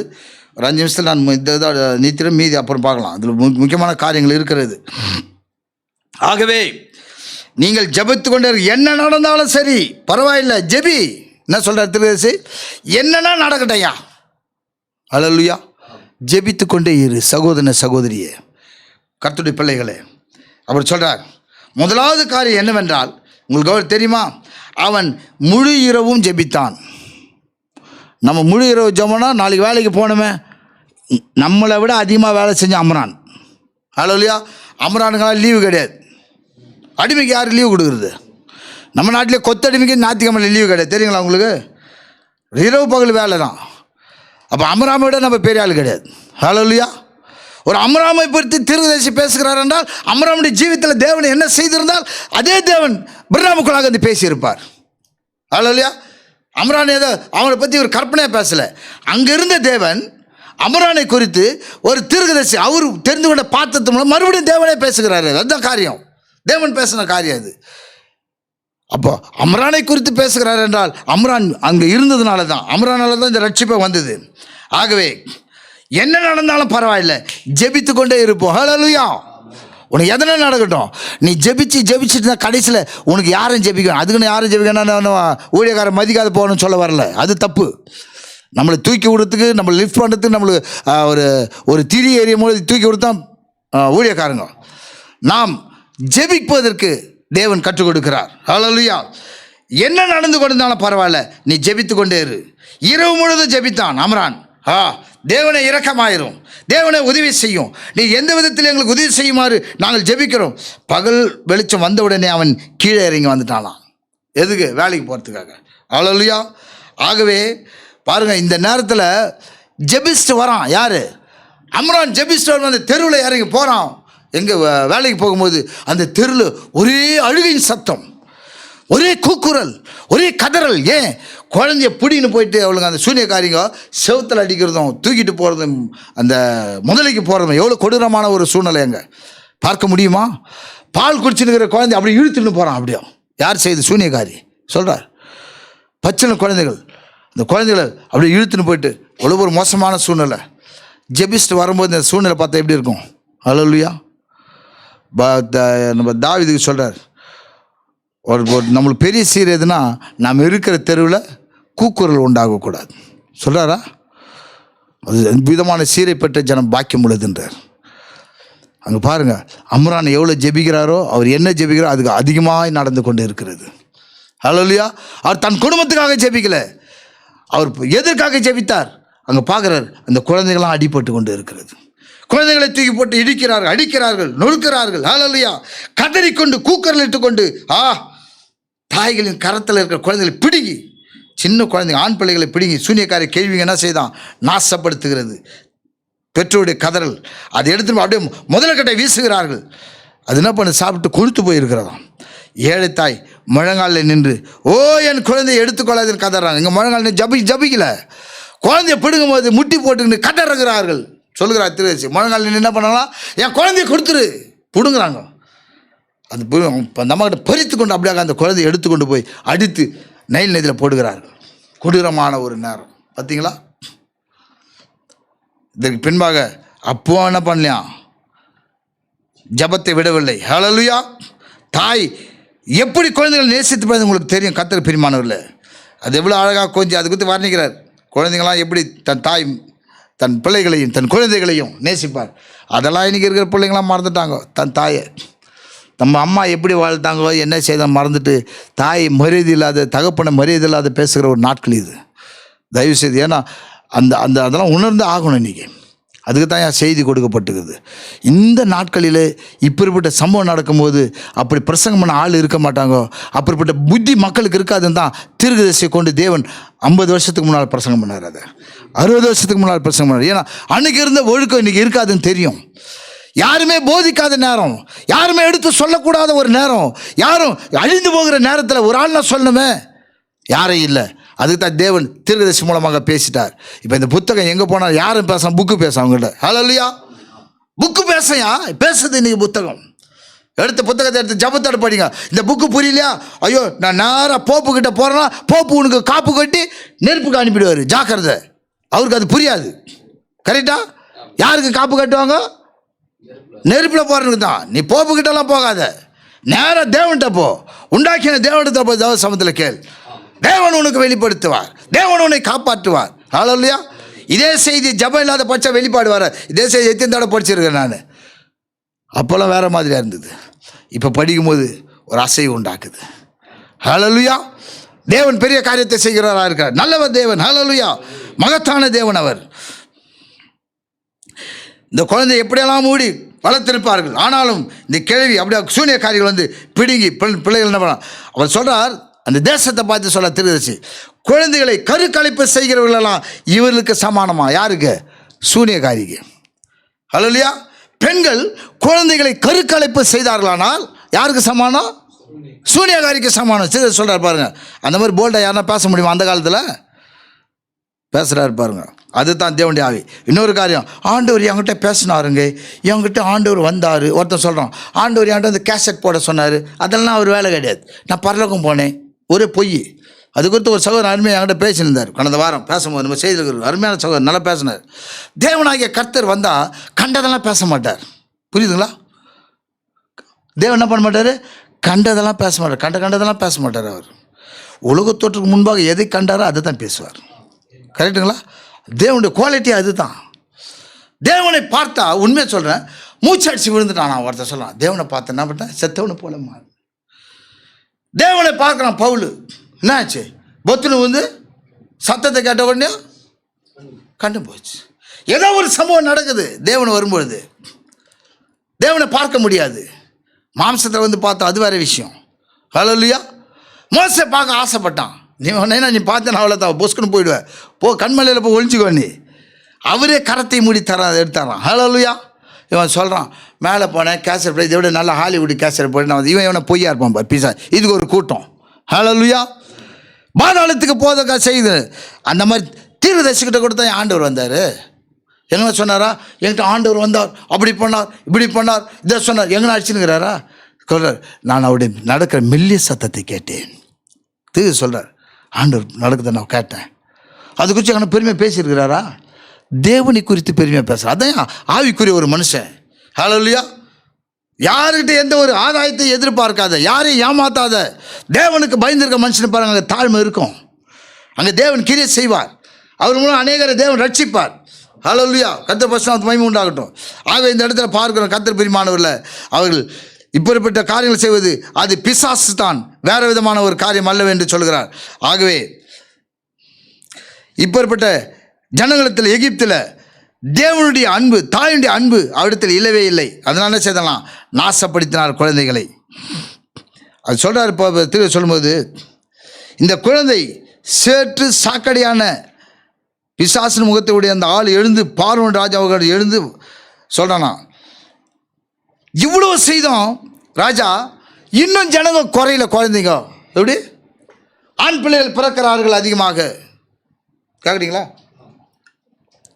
பிசாசு ரெண்டாவது ஒரு ஆலோசனை கொடுக்குறான். இப்போ முதல் ஆலோசனை கொடுத்தான், பிள்ளைகளை கொல்லும்படியாக எல்லா பிள்ளையும் போட்டு அடித்து கொள்கிறான். முதல்ல சாப்பிட்டு கொழுத்து போச்சான். பாருங்க, ஒரு ரட்சகனை தேவன் தன்னுடைய தீர்க்கதரிசி அனுப்பும் பொழுது, ஒரு தூதனை அனுப்பும் எவ்வளோ பிரச்சனை பார்த்தீங்களா? அதுதான் ஒரு செய்தி சொல்கிறார், சோதனைக்கு பின்பு சத்துருவின் வாசலை சுதந்தரித்தல். இந்த சோதனைக்கு பின்னால் அவனுடைய இடத்தை இப்போ சுதந்தரிக்கணும் தேவன். ஹல்லேலூயா. வல்லமையாக இறங்கி கிரியை செய்ய போகிறார் தேவன். ஒரு வல்லமையான ஒரு காரியத்தை செய்கிறார்னா ஒரு இடத்துல சைலண்டாக தான் இருக்கும். உலகத்தான் சொல்கிறானே, சிங்கம் பதுங்குதுன்னா ஹல்லேலூயா, யூதராஜ சிங்கம் ஒரு வேலை செய்ய போகிறாருன்னா ஹல்லேலூயா, அவருடைய பிள்ளைகள் என்ன செய்கிறாரு? ஒரு காரியத்துக்காக வைத்து இருக்கிறார். அவருக்காக ரத்தம் சிந்தின யாரையும் தேவன் மறந்து போகிறவர் அல்ல. தேவனுக்காக ஒரு வேலை செய்ய தேவன் மறந்து போகிறவர் அல்ல. அவர் நல்லவராக இருக்கிறார். ஹல்லேலூயா. அப்பேற்பட்ட தேவனாகிய கதை ரெண்டாவது ஒரு காரியத்தை பிசாசு எத்தனைக்கிறானா, இல்லை ராஜா இப்போ குழந்தைங்க அவனும் ராஜாவுக்கும் மண்டை பொறுக்கலை. ரெண்டாவது ஒரு ஆலோசனை கூட போட்டான். இந்த கும்பல் கூறுறதெல்லாம் ஆலோசனை கூட போடுறதெல்லாம் பேய் வேலை தான். பாதாளத்தில் செய்வான் அந்த வேலையை, ஃபார்வன்கிட்ட செய்கிறான். இவ்வளோ குழந்தைங்களை கொள்கிறோம், அந்த கேள்விகளை சூனியக்காரை வைத்து கொண்டு இருக்கிறோம். ஆனாலும் பிள்ளைகள் பெருகி கொண்டு இருக்கா. என்ன செய்யுது இந்த பொம்பளைங்க? என்னத்தான் வேலை கொடுத்தாலும் செங்கல்லாம் இருக்கிறாங்க, அவர்களே வைக்கோல் போடுகிறார்கள், திசை எல்லாம் அப்போ கூட குழந்தை பெருகுது. ரெண்டாவது ஒரு ஆலோசனை, ஒன்றும் இல்லை ராஜா, பொம்பளைங்களை வீட்டில் உட்கார வைக்கக்கூடாது. பொம்பளைங்கள் என்ன செய்யணும்? வேலை வாங்கணும். பார்த்தீங்களா? ரெண்டாவது வேலை. பெண்கள் என்ன செய்யணுமா? அவர்களையும் வேலை வாங்கணும். அவர்கள் கடுமையாக வேலை வாங்கினா தான் என்ன பண்ணாது, குழந்தை நிற்காது, அபாஷன் ஆகிடும், பலவீனமாக ஆகிடுவாங்க. பற்றியா பிசாசு போடுறேன். அதை செய்தாலும் தேவன் அங்கே இருந்தாராம். ஹல்லேலூயா. இன்னும் அவர்கள் பலமானார்கள். ஹல்லேலூயா. தேவன் விடுகிறவர் அல்ல, இன்னும் அதிகமாக குழந்தைகள் பிறந்தார்கள் என்று சொல்லுகிறார். இதெல்லாம் கேள்விப்பட்டு வர ஆம்ரான், எப்படிமா வேலை செய்து பொம்பளைங்களெல்லாம் வேலை செய்ய வைக்கிறானே, இப்படி செய்கிறானே, மோசமாகி போய்கொண்டு இருக்கிறது நிலைமை. ஏதாவது செய்ய வர நம்ம எல்லாரும் என்ன பண்ணோம்? ஏதாவது செய்ய வேண்டுமே தேவன். அப்போ தான் அம்ரான் சொன்னாராம், தேவன் நம்மை கூர்ந்து கவனித்து கொண்டு இருக்கிறார். என்னது காரியம் ஒரு பக்கம் போய்கொண்டு இருக்கும் பொழுது, ஹல்லேலூயா, தேவன் அம்ரான்னு சொல்றார், தேவன் கூர்ந்து கவனித்து கொண்டு இருக்கிறாராம் திரு சொல்கிறார். ஆகவே மறுபடியும் அவன் இரவில் வந்து மேலே போயிட்டானாம். எங்க ஜெபிக்க சொல்றார். முன்பு எப்பொழுதுமே ஜெபித்திராத வகையில் மறுபடியும் ஜெபிக்க ஆரம்பித்தான். 2 சம்பவம் நடந்தது. மறுபடியும் ஜெபிக்க போகிறான். ஹல்லேலூயா. நம்ம வாழ்க்கையில் எத்தனை சோதனைகள். ஹல்லேலூயா. கடந்த நாள் வாழ்க்கை நான் இங்கே நிறுத்திக்கிறேன். இதுக்கப்புறம் தான் மயக்கம் சூப்பர் சீன்லாம் இருக்குது. அது வர்ணிச்சா நல்லாயிருக்கும், நேரம் இல்லை. கர்த்தருக்கு சித்தமாக அடுத்த மாதத்தை பார்ப்போம், தேவன் அனுமதித்தால். கர்த்தருக்கு சோத்திரம். இதோட சொல்லி நான் நிறுத்துகிறேன். தேவனாகிய கர்த்தர் அதிகமாக சூழ்நிலையில் மாறும்போது எப்போது இராத வகையில் நீங்கள் ஜெபம் செய்யுங்கள் என்று திரு சொல்கிறார். எப்படி? இதுவரையிலும் உன் வாழ்க்கையில் பிரச்சனை தீரவில்லை, போராட்டம் தீரவில்லை, எல்லாத்தையும் ஓரம் ஒதுக்கிட்டு ஹல்லேலூயா முன்பை விட அதிகமாக ஜெபிக்க ஆரம்பிச்சிருங்க. ஹல்லேலூயா. அது எப்படி இருக்குதுன்னா மைண்டில் வருது. பேதுரு ராம் முழுவதும் பிரயாசப்பட்டாராம். கரெக்டா? அம்ரான் ராம் முழுவதும் பிரயாசப்படுகிறார். காலையில் போய் பார்க்குறாரு, சூழ்நிலை மாறவில்லை. ஹல்லேலூயா. அப்படி தான் இருக்குது. இன்னும் அதிகமாக போகுது. ராம் முழுவதும் ஜெபிக்கிறார், ஒன்றுமில்லை. இந்த இடத்த பார்க்குறோம், இவன் ராம் முழுவதும் பிரயாசப்பட்டாராம் பேதுரு. ஆண்டவர்கிட்ட சொல்கிறார், ஐயா ஒன்றுமே கிடைக்கவில்லை, ஒன்றுமே இல்லை. பேதுரு பயங்கரமான ஆள். எந்த இடத்துல போட்டால் எங்கே மீன் கிடைக்கும், எப்பேற்பட்ட மீன் கிடைக்கும், எங்கே கும்பலாக குவிஞ்சிருக்கும், எல்லாம் க்ளீனாக தெரியும். அவரே ஒன்றும் இல்லாத வந்துட்டார். ஆனால் சொல்லிட்டு சொல்கிறார், ஆனாலும் உம்முடைய வார்த்தையின்படி நான் ஜெபிக்கிறேன். ஹல்லேலூயா. உம்முடைய வார்த்தையின்படி நான் செய்கிறேன். இன்னிலேருந்து செய்வோம். நான் இதோட முடிகிறேன். இது இன்னும் அருமையான 2-3 மேட்டர் இருக்குது. கர்த்தர் சித்தமானால் அடுத்த மாதத்தில் ஜெபிங்க. அதே கர்த்தர் அதை கோத்து கொடுக்கணும், ஜெபி பேசணும். மனுஷனால் பேச முடியாது. அதெல்லாம் கர்த்தர் நாமத்துக்கு மகிமை உண்டாகட்டும். ஆக கர்த்தர் பிரியமான ஜனமே, நாம் முடிய வார்த்தை வாழ்க்கையில் கர்த்தர் பிரியமான ஜனமே எவ்வளோ பிரயாசப்பட்டு இருப்பேன், எவ்வளோ சோர்ந்து போயிருப்பேன். எனக்கு இது நடக்கலையே, இப்படி இருக்குது. கண்டிப்பாக இன்னைக்கு நடக்கும் கர்த்தர் பிரியமான. எப்போ இதே அமரான மாதிரி ஜெபிக்கும் பொழுது, முழங்காலையில் நிற்கும் பொழுது, முழங்காலையில் நிற்போம். முழங்காலை பார்த்தா வெயின்பதர் பிரசங்கம் பண்ணார். பூமியில் போய் எல்லா பேயும் கூட்டம் போட்டு பேசின்னு வந்ததான். பார்த்தியா அந்த சபையை, அவனை பார்த்தா இவனை பின்னி ஏற்றுறான், அவனை இதை பண்ணுறேன்னு போய் அவன் ஒருத்தனை போய் மேலே அடித்தானுங்களாம். கடைசியில் போனால் ரொம்ப சந்தோஷப்பட்டான் அவன். ஐயோ மேலே ஒருத்தர் செம்ம பெண்டு ஏற்றுட்டேன். நான் அவனை என்ன சொன்னான், நான் கீழே போயிட்டு பனு என்னை முட்டி போட்டு கும்பிட்னான். ஒடியான்ட்டேன், நான் செம்ம பெண்டு ஏற்றுட்டேன். கீழே பேசும், அடா பாவி, இப்போ தானே நீ சப்பு செஞ்சுட்ட. இவ்வளோ நேரம் அவனை தொல்லை கொடுத்த கரெக்டு. அவன் முட்டி போட்டான்னு சொன்ன பாரு. அதாண்டா இங்கே பாதாளம் ஆடுது, அதாண்டா இங்கே கூட்டம் போட்டவளை ஆடுதுடா. அவன் முட்டி போட்டான். அவன் முழங்காலி என்ன அசைக்குதே, நீ ஓடியாட்டியே. உன் கதி ஐயோ கதி, என் கதி ஐயோ கதி பேசி சொன்னான். வேன்னு சொன்னார். அப்போ ஹல்லேலூயா. ஜெபம் அமராமுடைய முழங்கால் மோசே உருவாக்குச்சு. அது அப்போ அடுத்து பார்க்கலாம். அது அருமையான ஒரு டாபிக். அது உன் வாழ்க்கையில் கர்த்தர் பிரியமான கர்த்தர் சோத்திரம். பெரிய பிரச்சனைகள் இருக்கலாம், போராட்டம் இருக்கலாம், தோல்விகள் இருக்கலாம், இதுவரையில் எது வேணாலும் மாறுதலாக இருக்கலாம். இன்றைக்கு தேவன் அமரானை மூல ஜெபிக்கும் பொழுது இது வெளியில் இருக்கிறவங்களுக்கு புரியாத இருக்கலாம், செய்தியில் இருக்கிறவங்களுக்கு கண்டிப்பாக புரியும். தீர்க்கதரிசி போய் சொல்ல மாட்டார். ஹல்லேலூயா. அவர் தேவன். நான் தீர்க்கதரிசி இந்த செய்தியை பேசினா நான் சொல்ல மாட்டேன். தேவனை அவருக்குள்ளாந்து பேசினார். அதுதான் காரியம். தேவன் அந்த பாத்திரத்திலிருந்து பேசினார். தீர்க்கதரிசி பேசுனது கிடையாது. இது தேவனை அவருக்குள்ளாக இருந்து பேசின காரியம். ஆகவே கர்த்தர் பிரியமான ஜனமே, இன்னிலிருந்து ஜெபிக்க ஆரம்பிச்சிடு. உன் வாழ்க்கையில் இருக்கிற எல்லா காரியத்தையும் தேவன் நொறுக்கி போடுவார், சூழ்நிலையை மாற்றி போடுவார். நீ நினைப்பதற்கு காட்டில தேவன் செய்வார். அன்னைக்கு அமரானுக்கு தேவன் செய்தார், இன்றைக்கு நமக்கு செய்ய தேவன் வல்லவராக இருக்கிறார். நீ நம்ம தீர்க்கதரிசி வாழ்க்கையில் பெரிய வெற்றி அவர் கண்டார் என்றால் அவருடைய ஜெபம் தான், வேற ஒரு காரியம் கிடையாது. பர்னாம் ஜெபித்தார். பர்னாம்கிட்ட இருந்தால் இன்னைக்கு உலகத்தில் இருக்கிற எல்லாம் கற்றுக்கணும். அங்கிருந்து தான் ஊழியமாக வந்தது. கர்த்தர் பிரியமான ஜனமே, 1000 பேர் 1000 கற்பனை சொல்லலாம். வரலாறு எடுத்து படித்து பாருங்கள். பர்னாம் மூலியமாகத்தான் தேவனாகிய கர்த்தர் இந்த ஊழியத்தை வெளியே கொண்டு வந்தார். எல்லா ஊழியமும் அங்கேருந்து கற்றுக்கிறது தான். இது சும்மா ஒரு தூசி. இன்னைக்கு உலகத்தில் கற்றுக்கணுங்களாம் தன் ஜீவித்தில் ஜீவிக்காதனால் அந்த ஊழியங்கள் அழிந்து போனது. ஊழியக்காரெல்லாம் எல்லாம் தாறுமாறாக போனார்கள். ஆனால் ஒரு ஜனம் அதை விசுவாசிக்கிறது. கர்த்தர் பிரியமான ஜனம், இன்னிலேருந்து உங்கள் வாழ்க்கையில் மாறுதல். கொரோனா இல்லை, கொரோனாவுக்கு தாத்தா கூட உன்னை பார்த்தா ஓடும். எப்போ முழங்காலில் நின்று ஜெபித்து பார், கண்டிப்பாக செய்வார் கர்த்தர் பிரியமான. எந்த ஒரு பயப்படாத. நான் தனியாக இருக்கிறேன்னு பயப்படாத. நீ தனியாக இருந்தால் உன்னோட இயேசு இருக்கிறான்னு அர்த்தம். இயேசு இருக்கும்பொழுது அமரம் மெத்த மேலே தனியாக போயிட்டான். மனைவி கிட்ட சொல்கிறான், அம்மா நான் அழுது ஜெபிக்கும் பொழுது நீ கூப்பிடாத, என்ன என் ஜெபத்தை தடை செய்யாத, நீ கூப்பிடாத, நான் அழுகுறேன்ட்டு ஓடி வந்துடாத, நீ கீழே ஜெபி, அதுவே செய். நீ தனியாக இருக்கிற கவலைப்படாத, உன்னோட தேவன் இருக்கிறார். தேவன் சாதாரணவர் கிடையாது. சர்வ லோகத்தை உண்டாக்கின என் தேவன், என் ராஜாதிராஜா பெரியவர். அவரை காட்டில் ஒரு பெரியவர் உலகத்தில் கிடையாது. அவரை காட்டில் ஒரு வல்லமை கிடையாது. எப்பேற்பட்ட வியாதி நம்ம வாயில சொல்கிறோம், வியாதி இருக்குது, அது இது. அவங்க ஜெபம் பண்ணால் நல்லாச்சு, இவங்க ஜெபம் பண்ணால் நல்லா. நம்ம சொல்கிறோம், நீ ஜெபம் பண்ணால் நல்லாவதா? ஏன் ஜெபத்தில் நாம் தெரித்து இருப்பதில்லை, நம்ம இருதயத்தை முழுமையாக கொடுப்பதில்லை. முழங்காலில் உட்கார்ந்து தேவனுக்கு முழுமையாக அர்ப்பணிப்போம், முழுமையாக அர்ப்பணிப்போம். கண்டிப்பாக கர்த்தர் செய்வார். மற்றதுக்கு அதிகமான நேரம் செலவழித்து இயேசு கிறிஸ்துக்கு ஏதோ 10 பைசா பிச்சை போடுற மாதிரி 10 நிமிஷம் ஜெபம் நினச்சிக்கலாம். நீங்கள் 2 மணி நேரம் ஜெபிச்சாக்கா அது கூட்டி கழிச்சு பார்த்தீங்கன்னா ஒரு குறைஞ்சது ஒரு 5 நிமிஷம் தான் தேரும் அந்த ஜெபமே. ஆகவே நாம் அதில் சரியாக வருவோம். எனக்காக நீங்கள் ஜெபிங்க கர்த்தர் பிரியமானல. உங்களுக்காக நான் ஜெபிக்கிறேன். சபைக்காக ஜெபிங்க, போதகருக்காக ஜெபிங்க, அவர் குடும்பத்திற்காக ஜெபிங்க, ஒருவருக்காக ஒரு ஜெபிப்போம், தேசத்துக்காக ஜெபிப்போம். வேதம் சொல்லுகிறது சொல்ல, நம்முடைய ஜெபம் தேசத்தின் தலையெழுத்தை மாற்றும், உலகத்தின் தலையெழுத்தை மாற்றும். எந்த கிளியாடானா இருக்கட்டும். ஏன் ஒரு நேபுகாத்நேச்சார் தலையெழுத்தை மாற்றவில்லையா? தரிவீர் ராஜாவுடைய கதையை மாற்றவில்லையா? ஒரு யோசுவா சரியாக இருந்ததுனால மாற்றவில்லையா? ஒரு மோசையை கொண்டு தேவனாகிய கர்த்தர் பார்வோனுடைய தலையெழுத்தை மாற்றவில்லையா? அது தேவன் மாறி போல கர்த்தர் பிரியமான ஜனமே. ஹல்லேலூயா. ஏதோ நீ ஜபிக்கிறதுனால ஏதோ நடக்குது உன்னே நீ. ஒரு சிலர் அப்படி இருக்கிறார்கள், நான் ஜபிச்சா இது நடக்குது, அது ஓடுது, அது ஓடியாடுது. அதெல்லாம் ஒரு காரியம் கிடையாது. அதில் பெருமைப்பட்ட பிசாசு அங்கே வந்து உட்காந்து உன்னை அழுத்தி நிற்பான். எது நடந்தாலும் என்னால் நடக்கலை ஆண்டவர், அது உம்மால நடந்தது. நான் ஒரு கருவி மாத்திரமே, நான் பிரயோஜனமானவன், ஒன்றுத்துக்கு உதவாதவன். என்னை பற்றி எனக்கு தான் தெரியும். ஹல்லேலூயா. கர்த்தர் உங்களை ஆஸ்வதிப்பார். நான் ஜெபிக்கலாம், கண்ணை மூடுவோம். மகா இரக்கமும் கிருபையும் உள்ள நல்ல ஆண்டவரே, இந்த நேரத்தில் இந்த பிரசனத்துக்காக நான் நன்றி செலுத்துகிறேன். உங்களோட பிரசனம் எங்கள் மத்தியில் இருப்பதற்காக நன்றி ஐயா. இதே பிரசனம் ஆண்டவரே வீடுகளில் உத்தமத்தோடு இருக்கிற தேவ பிள்ளைகளோடு இருப்பீராக. ஆண்டவரே இன்றைக்கு அந்த ஜபாவை ஊற்றும், அமரானுக்குள்ளாக ஊற்றின அந்த ஜபாவை எங்கள் மேல் ஊற்றும் ஆண்டவரே. ஜெபம் செய்தால் அந்த ஆவி வந்தால் மாத்திரம் மனுஷனுடைய சிந்தனைகள் மாறும். யாரை பார்த்தாலும் ஒரு மரியாதை கொடுக்க தோணும், யாரிடத்தில் அன்பா நடக்க தோணும், எல்லாவற்றையும் மன்னிக்க தோணும். ஓ ராஜா, அதோட சூழ்நிலையை வேற கர்த்தாவே. அந்த ஜெபாவியத்தை வேதம் சொல்லுகிறது, கர்த்தர் எனக்காக பெருமூச்சோடு ஜெபிக்கிறார் என்று. ஓ நல்ல தேவனே, ஓ மாறாதவரே, உம்முடைய பாதத்தை நான் பிடித்து முத்தம் செய்கிறேன் ராஜா. ஒவ்வொரு குடும்பத்து மேலே கிருபை வையும். அந்த குடும்பங்களில் ரட்சிக்கப்படாத பிள்ளைகள் ரட்சிக்கும்படியாய் உம்முடைய வல்லமை இறங்கட்டும் ஆண்டவரே.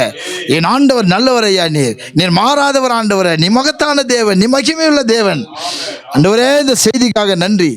நீ தெரிந்து கொண்ட பிரணாமுக்காக நன்றி. அவருக்குள்ளாக நீ பேசினதுக்காக நன்றி. அதே செய்தி இன்று வல்லமையோடு நான் பார்ப்பதற்காக நன்றி ஆண்டவரே. இதோட தொடர்ச்சியை மீண்டும் நாங்கள் அடுத்த மாதத்தில் உங்களுக்கு சித்தமான நாட்களில் ஆண்டவரே இதை தியானிக்க உதவி செய்யும், அது அபிஷேகம் ஆண்டவரே. என் இயேசுவை போல உலகத்தில் யாரும் இல்லை ஐயா. ஜெபமே எங்கள் வாழ்க்கையில் ஜீவனாக இருக்கட்டும் ஆண்டவரே. இடைவிடாது ஜெபிக்கிற ஆவியை தாரும். எங்கள் முழங்கால்கள் தளர்ந்து போன முழங்காலில் பலப்படுத்துவீராக. முழங்கால நிற்க உதவி செய்யும் ஆண்டவரே.